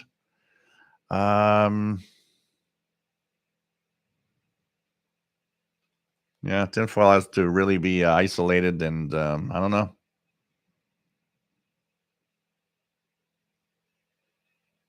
I don't know. It'd be interesting to see. Well, it wouldn't be interesting to see, but anyways. So what else do we have? What else do we have? Just gonna check it out here. Okay, we're down to chat right now. It's 5:30 or 21:30 UT. Quick rundown of two radios. Tecsun PL-606. What do I think of this thing? So I got this week, tested it for a few days. First things first, it's sensitive on shortwave. It's not bad at all. What's really adding to it is it has an antenna jack for external antennas. That's why I always kind of laugh at the C-Crane CC Skywave SSB. It's like, for such an expensive radio, why doesn't it have an external antenna jack? I still can't believe it. This is not a single sideband receiver, so you will not be able to receive single sideband. It is limited range from 2,300 kilohertz all the way up to 21,850. All the international major bands are covered pretty much. It's not by band, so you can go out of band and tune in like WRMI 7780. So that's the cool thing about it. No keypad, so you have to use the up down button, change bands and stuff like that. It overloads on the MLA30 quite a lot. Yesterday I was actually comparing it with the Tecsun H501X. H501X was perfect on some of the signals. This one was being overloaded by WWCR and 49 meter band. Even Radio Prague was overloaded at times with WWCR and 15825, and the radio was tuned to 15770. There were some mixing products, but it works. It works fine. It's an AM/FM shortwave receiver. It has a very interesting little thing that they actually add to it. So they give you this external antenna, but it has an external antenna. But this is a longer external antenna. And what happens is they actually use this antenna to, so you got this little part here that you have, and you can put on the antenna and put the other external antenna in it. And it makes a longer external antenna for shortwave and FM reception. So I've used that a little bit. Kind of very unique in what it does. But it definitely helps in bringing more stations in because the telescopic becomes like twice as long. Comes also with a little wire that plugs into the antenna jack. So if you got a kind of a wire antenna that comes in the box, little carrying pouch, which is a little brown. I don't even see where I put it. I put it somewhere. Oh, it's here. Little brown carrying pouch with it. It's sensitive on most bands that I've tried it, even FM. It seems to be pretty good. If you're looking for a little portable that's not very big, it's a little smaller than the Tecsun PL-330, but no sideband. Remember that. And that it uses standard AA batteries. Then you might want to choose a radio like this one. you're looking for a little something, a little companion for shortwave and mostly international broadcasts and AM FM, works good. Does the job that it's meant to be. Sound level is nice. Lack of keypad, you're gonna have to, scan a little more for, or wisely choose the memory channels in it. One thing that it lacks is a really nice light for the background. The light here, especially when you're used to like the Tecsun PL-330 that really shines in the display. This is like a very weak yellow light.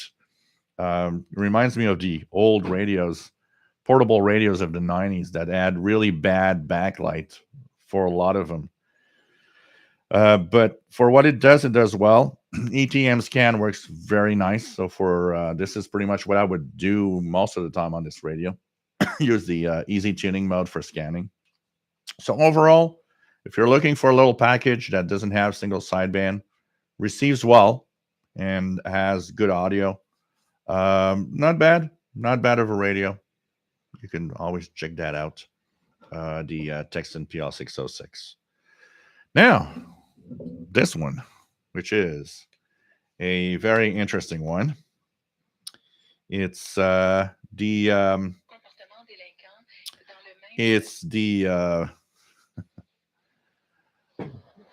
the brand name is Rocam, Rocam. It's available through Amazon. It's an emergency alert radio, the CR1009 Pro. Okay, kind of nice looking, and I will tell you one flaw that makes it, unfortunately, a radio to avoid. If it was not for that, it's sad because the radio is actually, and the functionalities of it are good. So this is an AM FM shortwave NOAA channel, weather channel radio. So let me just put like in one of the local. So here you have it here. Monday, cloudy, high -8. Monday night, cloudy. So I'm right now on the local Montreal Canadian weather station from Environment Canada. And it's actually sensitive enough. I can go and in the proper, when not here because it's a lot of interference, but the 102.400 is the NOAA station out of, I don't know if I can actually get it. Yeah, maybe I'll hear it a little bit.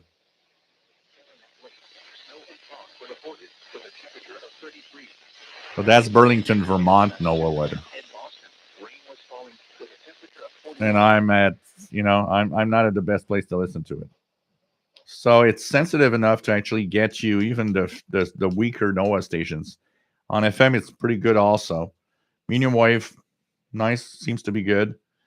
Shortwave seems to be sensitive. It has all the functionalities of an alert radio, so a weather alert radio. So you have the weather alert button that actually puts it in kind of a sleep mode, and if there's weather alert, it's going to actually come to life as a very powerful and very nice flashlight that has 2 levels.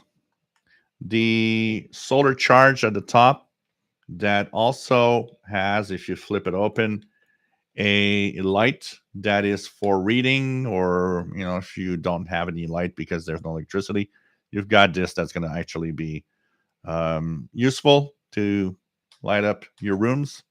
2 levels also. It has, and be prepared, you guys, because you're going to jump your chair, that alarm with a little red light. I don't think that's very super helpful in general, but anyways, it's there. For an emergency radio, if you just put yourself as this is an emergency receiver, it does well what it's meant to be. It has a 5,000 milliamp hour battery in it for charging. It is capable of having 3 AAA batteries if you want to have an extra power here. Comes with a little cable for charging if you want here on the side. And you can, of course, charge your smartphone using the USB port here if you are in need of help with your cell phone as a earphone jack also. Solder charging, of course, is capable of that. And as, of course, a hand crank for cranking it up if you need to actually crank it up for power. Battery seems to last quite long. I've actually haven't charged it since I received it yesterday, and it's still full scale in the battery. And I used it quite a lot. I listened to Radio Prague yesterday. I listened to some FM stations, Nova Weather, did a few things. Used it today a little bit also. So like I said, it does well what it's supposed to do for emergency. Now, where it's bad, I'm going to show you. When you go to shortwave, one of the biggest problems that I find so annoying on this radio. So right now I'm on 15770. Most radios have a up-down band button. So you go from international broadcast band to an international broadcast band. So you would think, well, if I press the tune button, I'm going to go down to an international broadcast band. Nope, it just goes down 5 kilohertz. And if you press and hold, it will scan by 5 kilohertz steps. And that's the only way you can tune. There's no keypad. There's no entry of frequency. So imagine that I'm on 15495 and I want to go down to 6070 kilohertz. The only way to do so is to actually scan up to 6070, which will take you 10 minutes. I don't understand why a company couldn't just add, because every radio has it, the fact that you can just change bands to go directly to one of the international broadcast bands. I cannot believe this one. I cannot believe this one. So, yeah, that's the big problem with this radio. It's sensitive. On shortwave, I've listened to a few stations with the telescopic only, and it actually works decently well. But if you plan to use this for shortwave, yeah, you know what? Better be very, very patient in tuning around. Within the same band, not too bad. If all the stations you want to listen to are within the 49 meter band, okay, that ain't too long.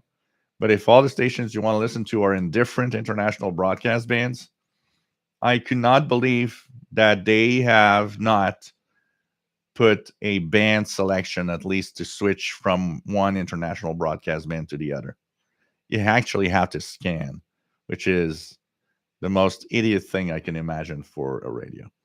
So if that's a problem for you, avoid this thing. If shortwave is not a problem, but you are looking for something emergency-wise, for that, it does the job that it's meant to do. That's pretty much my review of this Rocam, ROCAM CR1009 Pro. Honestly, if just a band button would have been here, I would have said this is, of all the emergency radios I've had over time, one of the best out there right now.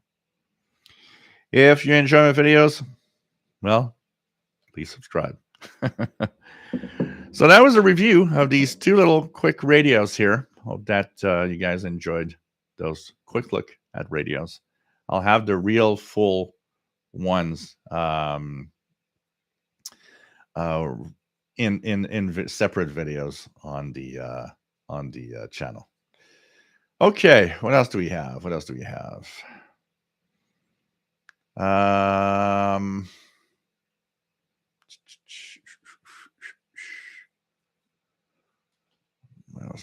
Let's go down. Yeah, you guys in Europe are switching time tonight. Drone Vistas, nice to have you here. Welcome aboard. Nope, Tecsun PL-606 doesn't have a keypad, but it has a band selection. So with the up down arrow, you can go directly to an international broadcast band. Still makes it a little rough, but one of the things that makes it actually good for tuning fast is that when you're on shortwave or any band, anyways, when you tune, there's one arrow. But if you tune fast, it becomes double arrows. And so that means you're tuning much faster. So you can actually, on the 606, get to the frequency you want to tune pretty fast, which would have been what we needed on the emergency receiver. God. What else do we have? Uncle Justin, nice to have you here. KB2 RMC in Rochester, New York. Nice to have you on board. Jim Gordon, my Sony 2001D uses 4D batteries and 2 AA alkaline. Other radios mostly rechargeable AA's. Beware of ads offering high capacity. Yeah, well, same for 18650. Most of the batteries, BL5Cs, are at the most 1500 milliamp hour. And 18650, I think, are in the range of 3000 milliamp hour at the most rating. Anything that says higher than that is fake. It's really fake. Ghost in the Code uses his little D74 Kenwood HT. Michael, nice to have you on board. Better late than never. Absolutely. What is the newest Tecsun radios? Pretty much Tecsun PL-368, Tecsun PL-330, Tecsun PL-990, and Tecsun H501X or H501 are the latest models pretty much they have right now. Robert Cross getting music on 6100. Jim Gordon, if you wrap your head in tinfoil and wear headphones, will it help with shortwave reception? I think you need another beer.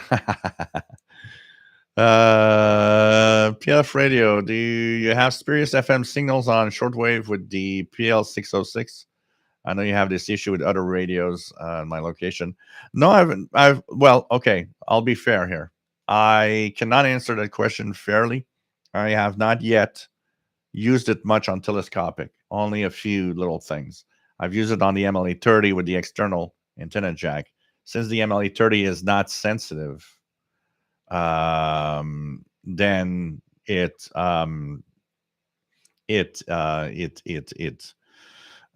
of course does not overload on the FM here. But I will have to test that a little more with the telescopic only, especially with the added telescopic on it.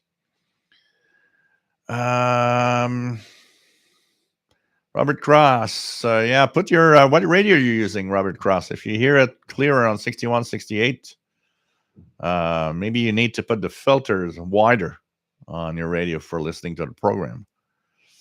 Rick, nice to have you here from Milwaukee. Computer says FM antenna should be at least 36 inches or longer. Yeah, it depends on portables. When the portables are really small, they can't really put all the length. Greg Lamatrice from Dublin, Ohio. Nice to have you here. Just got his very first shortwave radio today. Tecsun R912. Tuned around a little bit. Found a few signals, but waiting for closer to sunset to do more. Yeah, and you might need to go outside. Don't hesitate to go to a park or go outside further from your home. You'll probably hear even more because the noise in your home might be a problem. What else do we have? Smoke and Steam breast radio. I have Kobe CX TV12 AM FM shortwave portable. That DX440 should be a million times better. Make sure that it's well connected, because it should be a million times better than the Kobe receiver. No problem, John Beckham. Hey, William Helms, nice to have you on board from Florida.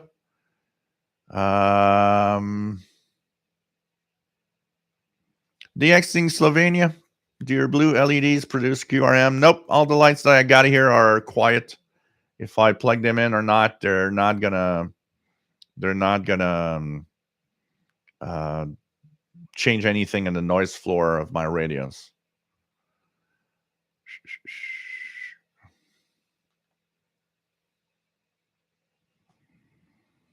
You could use a car battery to power your Yaesu FTDX10. Yes, that would work. That would work. Change latitude. Just got my Ethon Elite 750 with several ways to connect various types of antennas. So far, just using the MLA30 loop antenna. Really like it. Very happy with the radio. Cool. Have fun. Have fun. What else do we have? What else do we have? Let me just go down here a little more.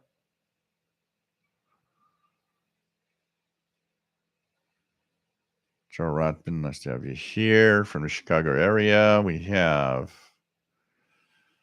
Greg, I'm already sufficiently hooked, interested by the R9012 to order a PL-660.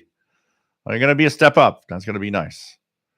John Beckham, as we both know, Tecsun makes quality radios, but they don't include RDS on FM. Nope, that if you want to have RDS, you'll have to go to other brands. That's definitely something that Tecsun should add, honestly. So, Sheldon Harvey sharing the link once again. If you want to be here tomorrow, we have our special one out of the blue, one a time Zoom meeting. That one-time Zoom meeting, and that is a moment where we'll kind of shine the spotlight on you guys instead of me, where we hope to see you, or if you're camera shy, hear you. It's going to be a nice little moment for knowing a little more about who the people that are watching this are. Click the link that Sheldon just posted, and why not join in? 3 p.m. Eastern Time tomorrow, 19 hours UTC. And even if you're late, doesn't matter. You just click the link. We'll let you in. Once you register with your name and email, you'll get a link and a passcode. And you can join in and say hello. And it's going to be fun to see faces that I've never seen before, possibly. And pretty cool that we'll have all of you, hopefully, tomorrow. As many people as possible. It'll be fun. What else do we have? To Rogue 10, TFDO V115, not very sensitive, okay for local stations, but not much for shortwave. On shortwave, its biggest problems is the high noise that the circuit does. The circuit does a lot of noise on the bands. So that's for sure. Ricardo, nice to have you on board from Portugal. What else do we have? Gem Radio check. Yeah, okay. The 18650. Yeah. What else do we have? The Win 1960. Nice to have you here. The X-Thing Slovenia. What kind of power supply are you using to power your LEDs? Looking for quiet switch mode power supply. Actually, the LEDs are all like the lamp in the back that you see here. They all have their own power supply that comes with it. I bought them on Amazon for that purpose, as it was a big problem or really too noisy. I'd return them, but they've been extremely quiet. It's really a question of choosing the correct lighting, the correct brands for the lights. Okay, now that we're here, you know what? I'm going to check. Let's check quickly if we have a good, clear signal. Yeah, we have a pretty good signal. So what I'm going to do, guys, I'm doing a little demonstration because I know a lot of people are trying to get decoding on FLDG and stuff. And what I'm going to do is I'm going to show the decoding capabilities of FLDG. Let's put the radios. Whoops, sorry. Put the radios here. Let's bring the camera here. And yes, I still have my Christmas lights. I know, you guys. I need to take them down. So let's focus a lot more on the computer here. That is going to be the main driver of the software. So I'm going to use FLDG. Right now, I am running the HF AirSpy HF Plus Discovery. As you see, I'm on 10 meters. There's a lot of signals on 10 meters. A lot of hams right now on 10 meters. So this is really really nice to see the 10-meter band is open. So I'm going to, and I'm actually going to put a little bit of sound here, what it sounds like. What you're hearing there, I'm tuned to 6339. This is the Boston Marine station that sends weather charts, which is an HF fax station. A lot of people have a hard time using the software, so I'm going to use it here on the PC using this HF Discovery. One of the things about this is that, put the volume down, is that if you have a portable radio, you can hook it up via an audio to get a standard audio cable. You know, just a standard cable will work for the most part on most computers. So just like, you know, a little audio cable like this little cable here is often okay. A good quality cable is nice because it blocks the noise that the computer might actually put in the radio. And so we're going to go to 6339 here. There we go. And that is the HF fax signal that I have here. I'm going to bring up FLDG for decoding. FLDG software, which is it's a great piece of software. It's multiple platforms: Windows, Linux, Mac. This is what makes it very nice. Not a lot of software for multiple platforms like that.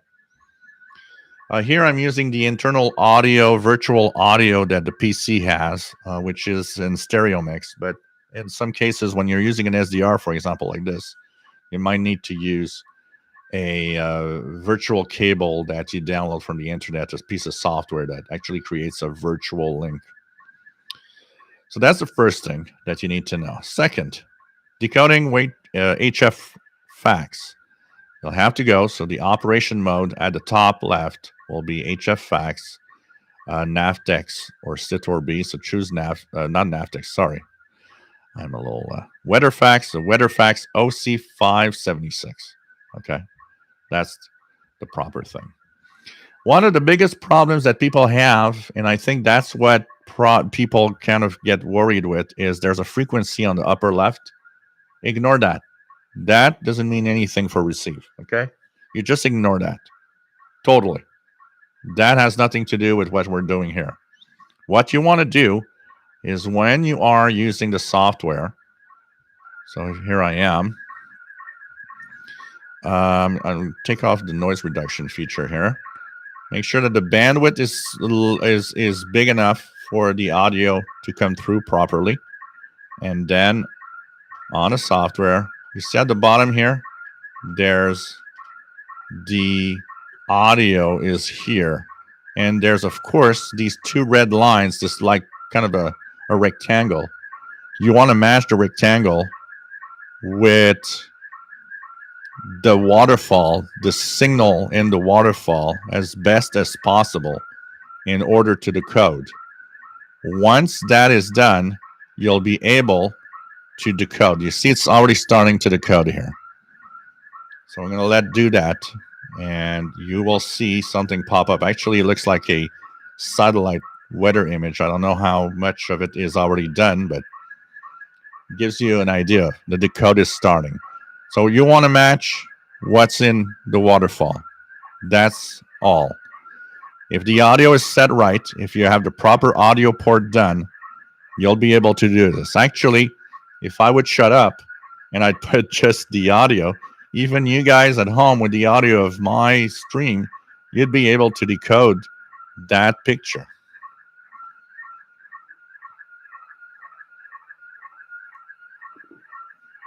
So we could see here at the bottom of the chart because we could see Florida right there. So this is the pretty much the cloud cover on the Atlantic Ocean. Oops, it broke up here. It can happen. You got to be careful with that. Usually when the signal isn't synced correctly, it could break up, but usually it shouldn't.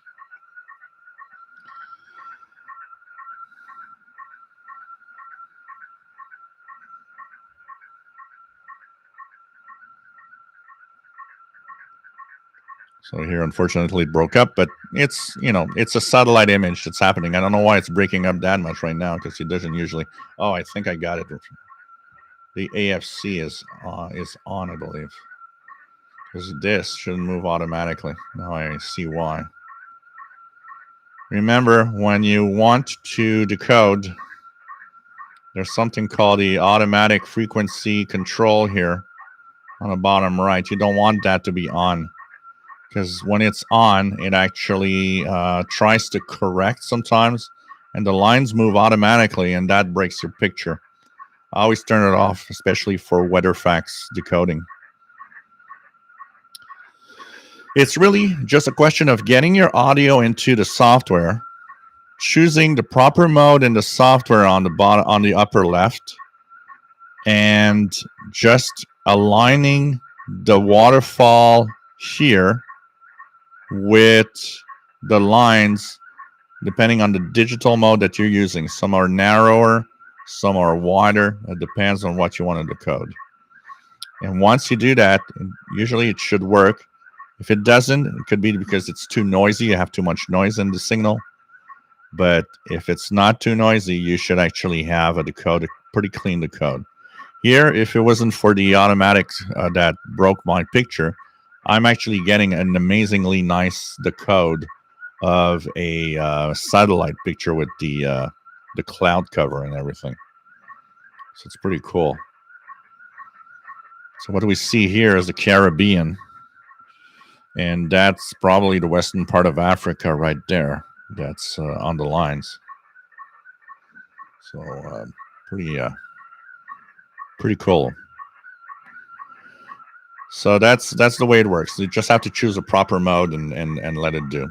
The complex part for the most is for some, probably it will be more of getting the signal, the audio to the software.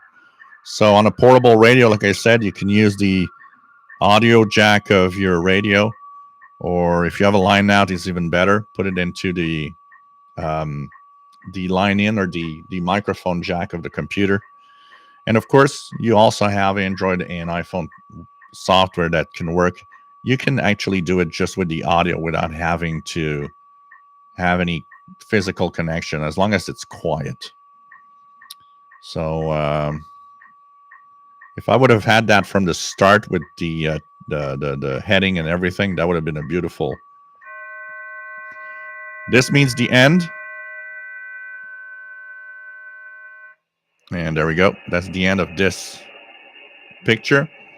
And since they continue and have different charts, I'll start with a new picture. The FLDG software knows when a new picture is done, it clears, and it will actually restart with another decode. And you can save these pictures, you can print them up and everything. It's kind of cool.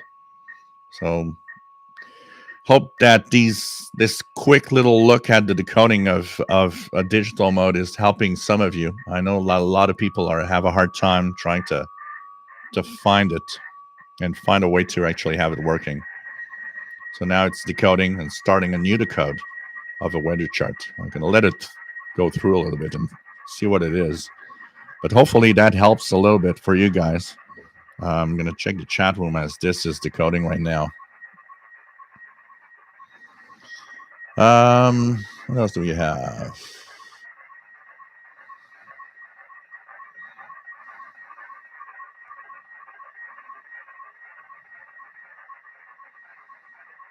Hunter's Auto Crafter says only radio he has with RDS is the one in my car. Eric, VE2ERS. Nice to have you on board. Bienvenue. Everybody's saying hit the like button. Nice to have you here, guys. Jet Crafter, nice to have you on board from Southern Maine.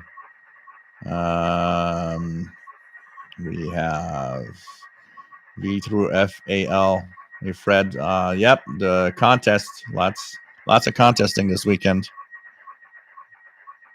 George, I have the Eton Elite Field, but it's not good enough for shortwave, as FM receiver is quite good and sound quality is good too. It's good for shortwave too, the Eton Elite Field. You probably have too much noise, which is much more of a problem than the radio itself, because the Eton Elite Field radio is good enough to get the broadcasters. It's sensitive enough.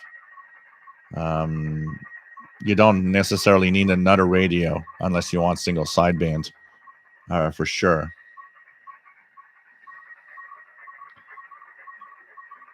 Chuck Yunkin, nice to have you here. What else do we have? Yeah, no, they're not plugged in, so they don't really help or change anything. I'm in Montreal, Quebec, Canada. He's in Thetford Mines. Cool. That's a very clear decode, actually, of the weather chart here. That they're sending up from NOAA. So this is Boston Weather Fact Station, and these are the kind of things you can do when you hook up, your radio to some software like FLDG to decode stuff. And FLDG decodes a lot of stuff. It is a really good multi-mode decoder software. Many amateur radio modes in there, and so on. So this is cool. Mike, nice to have you on board from Scotland. Pretty cool. So you can see here that decode is very, very clear. It's one of the clearest decodes I've seen in ages from a weather chart. Pretty amazing when you look at that. So there's all sorts of weather charts, satellite images, and things like that. So it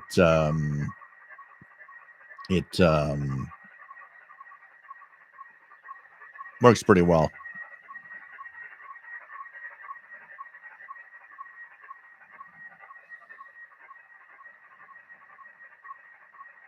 One of the biggest problems with decoding digital modes could be the size of the bandwidth. If you put the bandwidth too narrow, it cuts off some of the audio, and then that will actually have an effect. The other thing you can do also, by the way, if you're decoding some weather facts, there are two things that you need to know on the chart. If you get a chart automatically from the start, usually it maintains itself and stays nice. But one of the problems that could actually happen is it could actually tilt, or it could be out of alignment. So if that is the case, you've got the align and the tilt fix at the bottom, just below the image being decoded. So you can actually move the picture around. What you want is the black lines to be at the edge. And if it tilts, which means if it's kind of going aslant or being crooked, then you'll want to, of course, fix the tilt to have it straightened up so that it looks good on the screen, because that's one of the major problems that will happen sometimes. You'll have a tilt, or you're really having a problem with the alignment of the picture itself. But this is pretty nice decode that I'm having right now.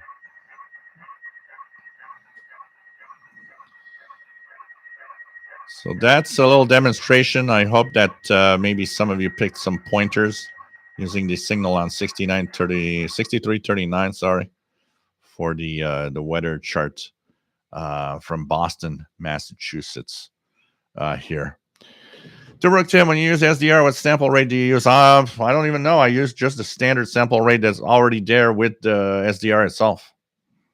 I never play with that. I just leave it alone. So that was a decode of a picture. Now, we're going to do a little bit of, for what's left, we're going to do a little bit of tuning around the ham bands. How about that, you guys? So one of the things that I'm going to do is bring up the DX Fun Cluster site, which will give me ideas of some of the ham radio operators in the different bands that we can have. I'll bring up the QRZ.com website, which brings me to, of course, the database where I can search for ham radio calls. And let's put some audio here. I'm going to actually move this now to the Tecsun H501. And we're going to tune. Let's try the 20 meter band. See the hams that are there and tune a little bit. So 20 meters is an upper sideband. So my radio is an upper sideband for the tuning around. One thing I might want to do first is just to make sure that it's calibrated. So I'm going to check out if I can use one of WWV isn't coming in well today here. So see if I can get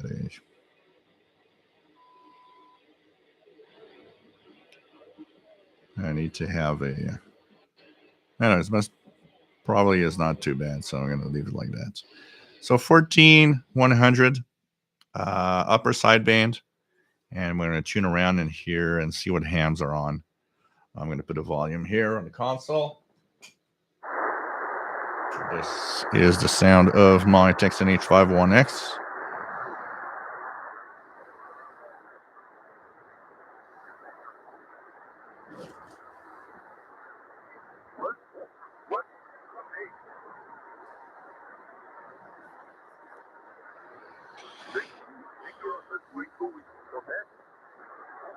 One of the things to note, especially with a contest, a lot of stations are off. They're not specifically on a frequency. So most of the time when the ham bands are quiet, a lot of stations will be on, 14145 or 14175 or 170, or they'll be on the frequency. But because there's a lot of stations in a contest, often there are a lot of them that are a little off.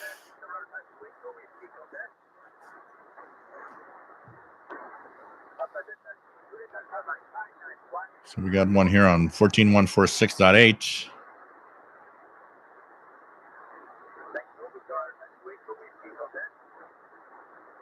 There's a Victor Alpha station. So VA2EW.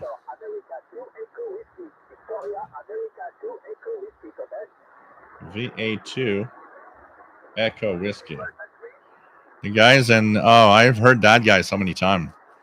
He's in an island called Ile Bizarre, which is on the west side of the island of Montreal. It's actually not maybe, 30, 35 kilometers away from me.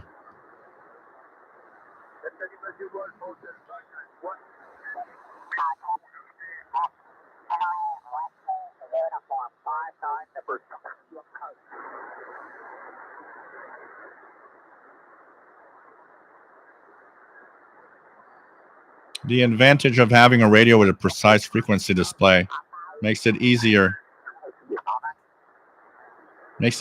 to fine-tune the voice when they're talking.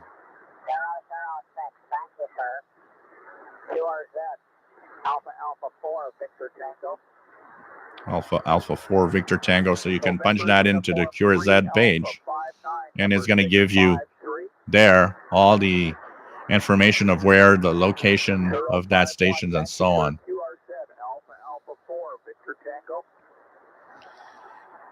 Tecsun Love been asked to inquire about shower radios because let's face it, time spent in the shower is time spent away from shortwave. Maybe a waterproof emergency radio would work well. Yeah, probably. Anything that is waterproof that has shortwave, yeah, that could be. Thomas Kitts, nice to have you here from Upper Michigan. Greg says your SDR defined receiver is cool.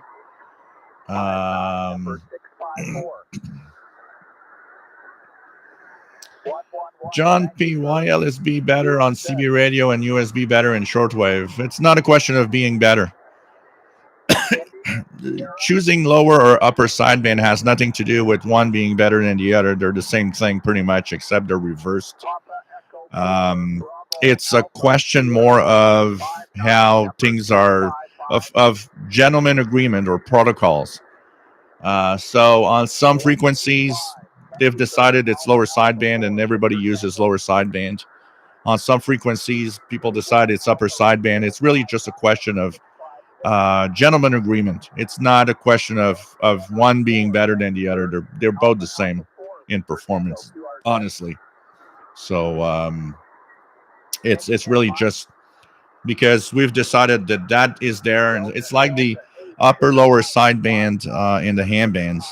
We have lower sideband below 10 megahertz, upper sideband above 10 megahertz. The only thing that is a rule of a gentleman agreement. You don't have to. It's not an official rule. If you're in lower sideband on the 20 meter band, you're not infringing any rules. You're still legal. It's just that you're not following the general agreement that everybody has on the bands. That's all.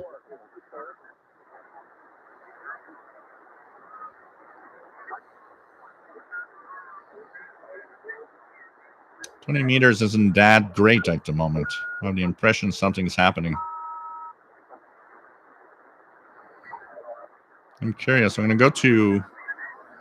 go to 40 meters and see there. 40 meters in lower sideband. So I'm gonna put myself in lower sideband when I'm on 40. Let's see what's there.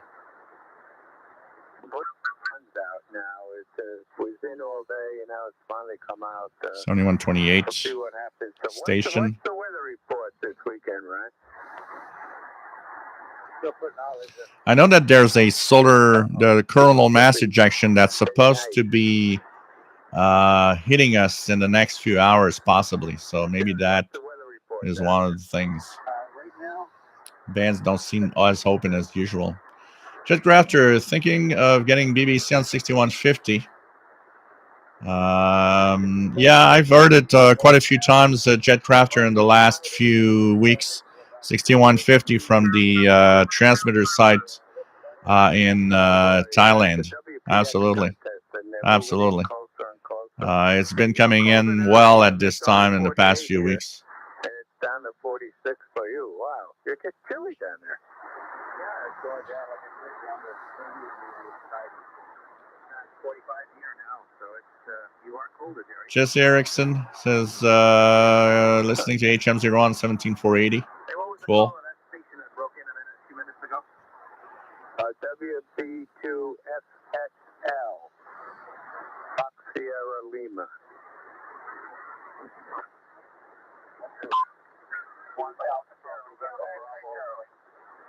Lima Yankee to Japan, you're 591778.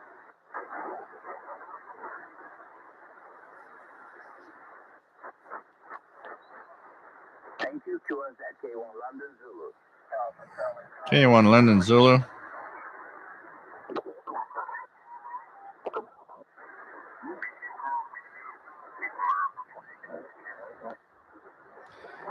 One of the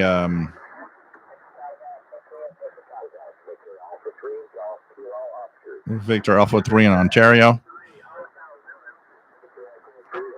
One of the biggest problems with a radio that would have BFO is sometimes when you try to tune a natural voice, you could be off frequency when it's a BFO. Here on the H501, I have the advantage of having a very precise frequency display. It definitely helps in tuning single sideband. But when it's a BFO or a fine tuning knob, if you can't fine tune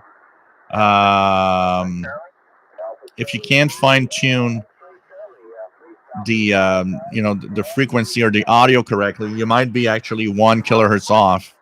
This is a common problem on radios that have just BFO or fine tune rather than very precise tuning of the frequency itself.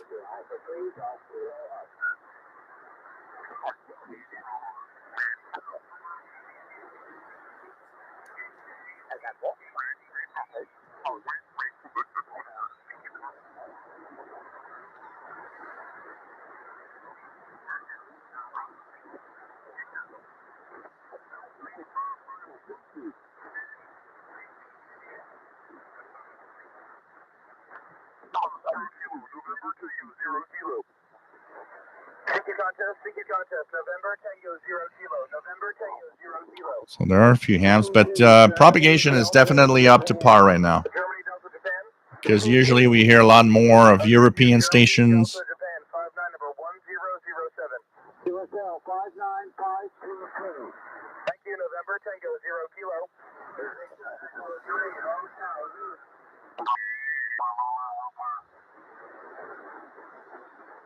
One of the common questions I get a lot from people that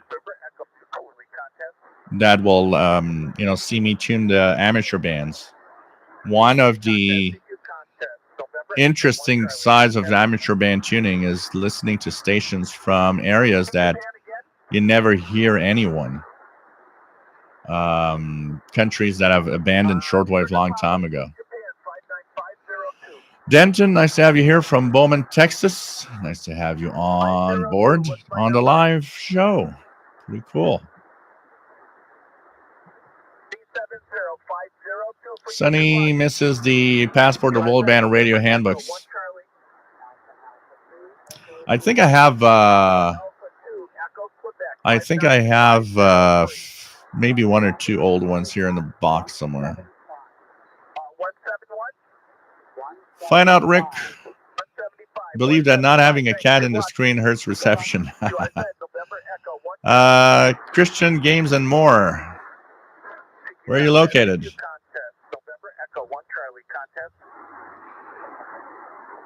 Uncle Justin says I'm a 6-meter AM operator, usually on my Gonset communicator. So 5400. Cool. I love 6 meters when it's open. It just amazes me when it's open, really, really open, and you get these stations from so far away. I'm just amazed. DB Ostrowski, nice to have you here from Medicine Hat, Alberta. Skip Wave DX. Time to crank up my Sony 2010. Absolutely.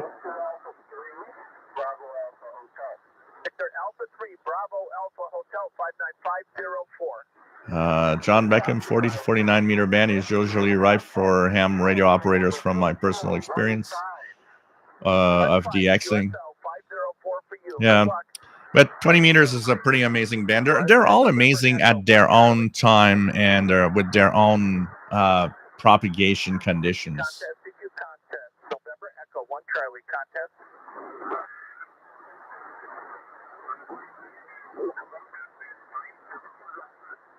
I'm a sucker for stations that are going to be on a specific from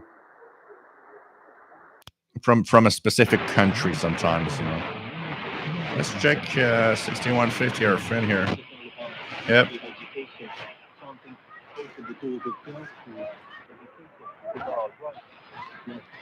Yep, that is the BBC from Thailand. Propagation is open to Thailand on 49 meters. Definitely. According to his will. WBCQ on 6160. Lots of Chinese stations on 49 meters. WWCR 6115.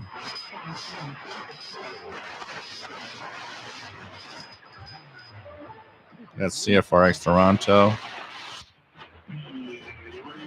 Radio Algérien from France.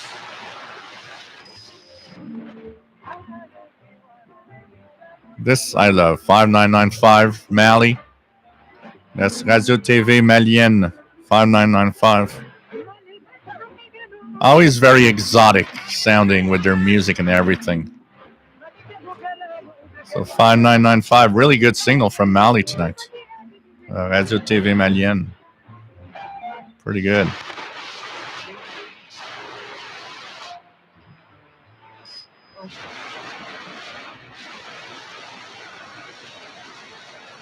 So let me go back up to 5995 here. Let's check something. Is 11780 back? Nope. I'm still missing the Radio Nacional Amazona 11780. Unfortunately. Mali's there. It's a really good signal from Mali. It's pretty amazing when you look at it. Let me just put this back here.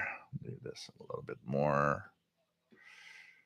So pretty cool to have Mali, which is always very exotic sounding here. What else do we have? Mike's listening on WebSDR. Perfect. Toolbrook Tim, ham people love 80 meters. Well, it depends what 80 meters and even 160 is more for like people that like to talk. You know, gangs just meet up there and they just talk. The other bands are more like I want to talk to some other country or DX a little bit and make contacts, which is more of my thing personally. It depends with who. I mean, I would probably have a good time on 80 meters with good people, but depends what you're looking for. TV Ostrowski says, was messing around with my Sony STF 2010 earlier this afternoon, and the DXing was quite good out here in the prairies. Cool. Danielle Marc LeBlanc, nice to have you here from New Brunswick. TFP Taloa Fishing. My fav is digital on HF because I have so low power, can't compete most of the time. Yeah, that is, that's the advantage of things like FT8. People are able to DX countries that are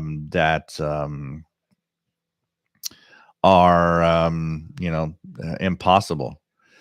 W9er, nice to have you here from Saskatchewan, looking at getting into this, still watching, listening, and learning. Cool.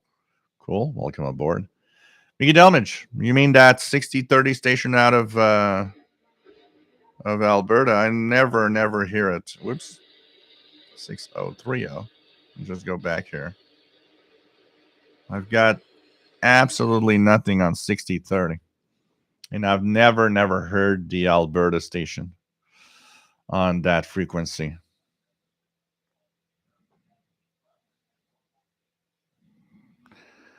Just came on and realized you were on 7197, getting that really clearly. What is it? It's amateur radio contesting.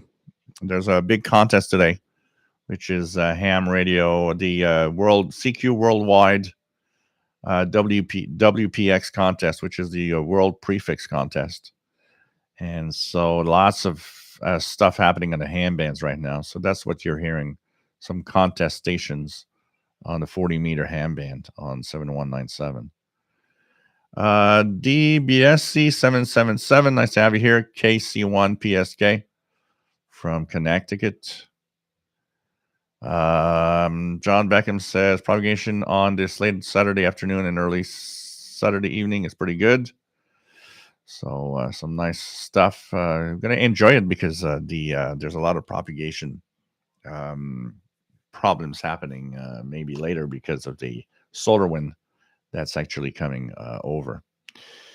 Want to remind everybody about one event coming up tomorrow, which is the Zoom meeting We're going to have some fun tomorrow, guys. It'll be the time when you get the spotlight, when I want to see a little more of you and learn a little more about you guys. So it's a one in a lifetime event, or almost. There might be others in the future, but for now, thanks to the Canadian International DX Club and Sheldon Harvey, we are having our first Zoom meeting for the official SWL channel. So that is where you can join in, say hi, and give us a little more detail of who you are. And we'll be a bunch of guys together. Zoom is like a big room full of people. So this is going to be definitely an amazing moment where we're going to be able to, share together a little more. I'll see some of the faces I've never seen before. If you're camera shy, doesn't matter. You don't have to be on camera. You can just be, a voice. It's all right. And it's going to be a great moment. It's going to be fun to have you guys here. So if you want to, of course, join in the Zoom meeting, what you need to do is register in advance. So it's free, of course. Here it's where it's happening. You click the link here. And what happens is that you will be asked for your name and an email address. And once that is done, you'll actually get an email with the link for the Zoom meeting tomorrow and a passcode. It is happening at 3 p.m. Eastern Daylight Time, 19 hours UTC. And I think it's going to be a lot of fun to, see who you are and learn a little more about each other. You guys, like I said so many times today, you guys know a lot more about me than I actually know about you guys. So this is going to be a great, great moment to learn a little more about who you are and who you guys are. And it'll be a fun moment where all the people, that enjoy what's happening here are going to be together. We have more than 150 people registered now. Kind of cool. And hope to see you there. Works if you have an iPhone, an iPad, a computer. It's not very complicated. It should work easily without any problems. Don't forget that we have a change of the schedule season coming up, starting tomorrow, Sunday, or 0 UTC tonight. Most stations are switching to the A22 schedule season.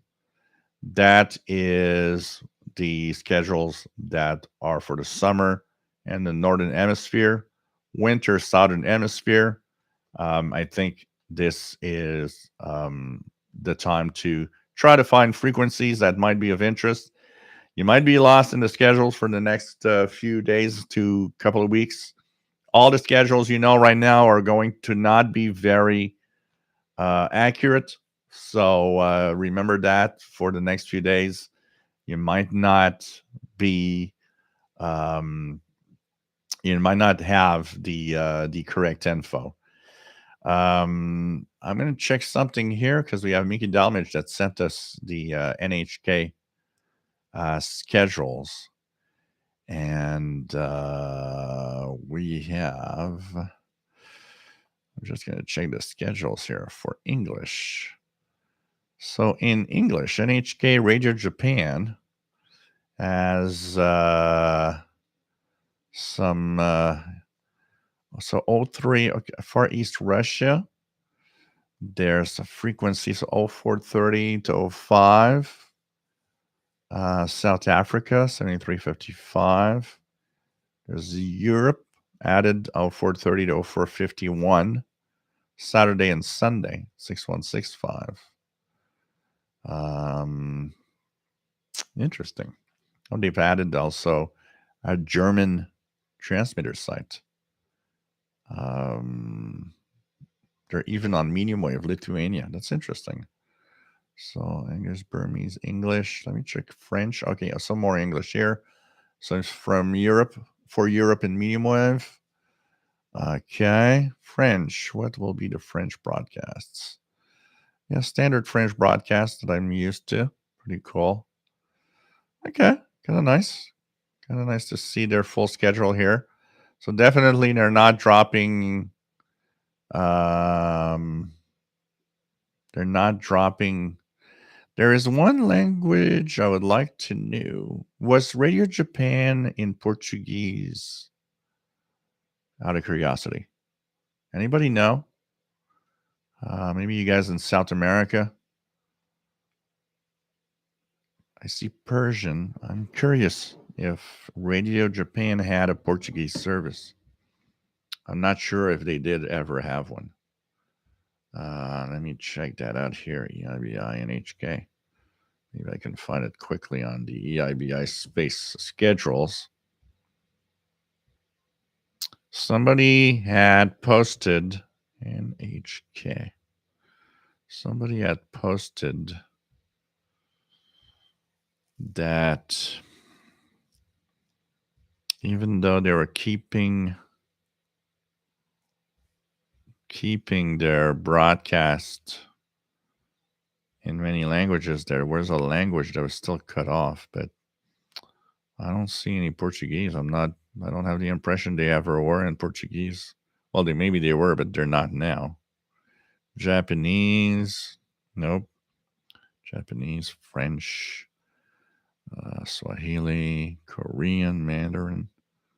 I don't think they were. I don't think they were because I don't see Portuguese anywhere in here in the schedules that are on right now. So I don't think they were. I don't think they were. So it's not missing. They're probably having the same schedules as they, with maybe a little bit of added English in there. Kind of nice. Kind of nice to see. Huh. Pretty cool.